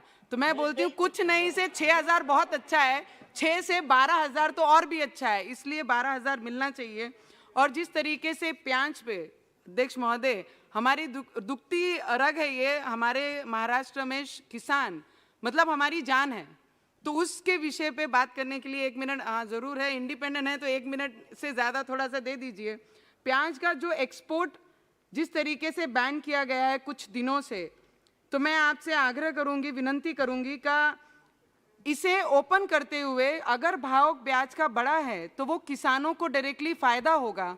तो किसान को अगर फ़ायदा होता है तो ये एक्सपोर्ट जो बंद किया है उसे खोल दिया जाए। और वहाँ के नासिक के एमपी ने भी, हमारी कलीग ने भी इसका विषय लेकर मंत्री जी के पास गए और उन्होंने उनको एक उत्तर दिया है कि हम किसानों का नुकसान नहीं होने देंगे। तो वो जवाब लेकर पर मैं आपसे विनंती करूंगी कि एक्सपोर्ट को बैन जो किया है वो हटाकर उन्हें जल्द से जल्द इसका फ़ायदा दिया जाए। और जिस क्षेत्र को मैं बिलोंग करती हूँ विदर्भ, जहाँ पे बहुत बड़े पैमाने में सूखा रहता है, जहाँ पे फसल बोने से लेकर हमें हर चीज़ का संकट सामने आना पड़ता है, तो उसके लिए ये बिल बहुत इम्पॉर्टेंट रखता है कि अगर कॉन्ट्रैक्टदार वहाँ पर आएंगे तो किसानों को उससे फ़ायदा ही होगा, लाभ ही होगा कि जिनको आखिरी साल में ख़त्म होने तक उनके हाथ में कुछ नहीं मिलता, तो ऐसे सूखा जहाँ पर रहता है उन किसानों को इससे बहुत बड़ा फायदा मिल सकता है। तो मैं आपसे विनंती करूंगी, 1 मिनट आखिरी का, एक ही मिनट, 1 सेंटेंस ओनली प्लीज। और महाराष्ट्र में महाबीज के माध्यम से किसानों को 90% बीज के खाद नकली दिए गए हैं, जिससे बहुत बड़े प्रमाण में हमारे महाराष्ट्र के किसानों को बहुत बड़ा नुकसान हुआ है। तो ऐसी कंपनियों पर, ऐसे लोगों पे इमीडिएट कार्रवाई की जाए, उसके लिए मैं आपसे विनंती करूंगी। और महाराष्ट्र की जो सरकार है, जो हमारे सीएम साहब हैं, गोंदिया, भंडारा, चंद्रपुर में जिस तरीके से बाढ़ आई है, उस क्षेत्र में हमारी महाराष्ट्र की सरकार वहां पर कमेटी शेतकरियों की भेजती नहीं है, पर केंद्र सरकार उसकी दखल लेती है और केंद्र से वहां पर कमेटी जाकर वो किसानों की विचार पूछ करती है। तो मुझे लगता है कि केंद्र का और मंत्री का हमने अभिनंदन कर। प्रारंभ करें, please start. Thank you chairperson sir for ask me to giving permission to support this bill, farmers important bill, sir. Sir, I am sure that our Prime Minister, Sri Narendra Modi ji's able leadership will take the nation to greater heights of glory in knowledge, science, education, and agriculture. His sincere effort in eradicating the word poverty and doubling farmers' income fascinates everyone around the world. Today, his birthday, sir. So on behalf of my ADMK party, I wish Honorable Prime Minister good health and pray God for long life to save our nation. Sir, this bill, I would like to say that this government has always been at the forefront of resolving farmers' issue. This bill provides a roadmap of farm production, and farmers will have their own authority and will not be dependent on the traders. Farmers will not have to face any uncompetitive prices. Through this bill, it creates an ecosystem where the farmers and traders enjoy the freedom of choice relating to sale and purchase of farmers' produce. Our farmers in India are suffered from various restrictions. So through this bill, this restriction will be removed, sir. Sir, I represent a state and constituency whose primary occupation is agriculture. I believe this bill provides a boost to our Tamil Nadu state economy. Sir, two requisitions to Honorable Minister. Sir, most of our farmers are small-scale farmers. Due to their financial condition, they will not be able to cover large distance to transport their produce. So, my humble request the government to provide subsidies in transportation to those small farmers. And one more point, sir. Our farmers are all not very sound in electronic trading. So I request that to give those farmers a proper training and high regulations in online trading to avoid fraud. Finally, sir, this recent COVID-19 crisis, our economic conditions are affected. So there is an opportunity, this bill presented an opportunity to improve Indian agricultural marketing system, which farmers were required by law. Through this bill, our India government has proposed major policy reforms to remove many of the long-standing hurdles constraining agricultural growth and doubling farmers' income. Through this, I support this bill, sir. Thank you.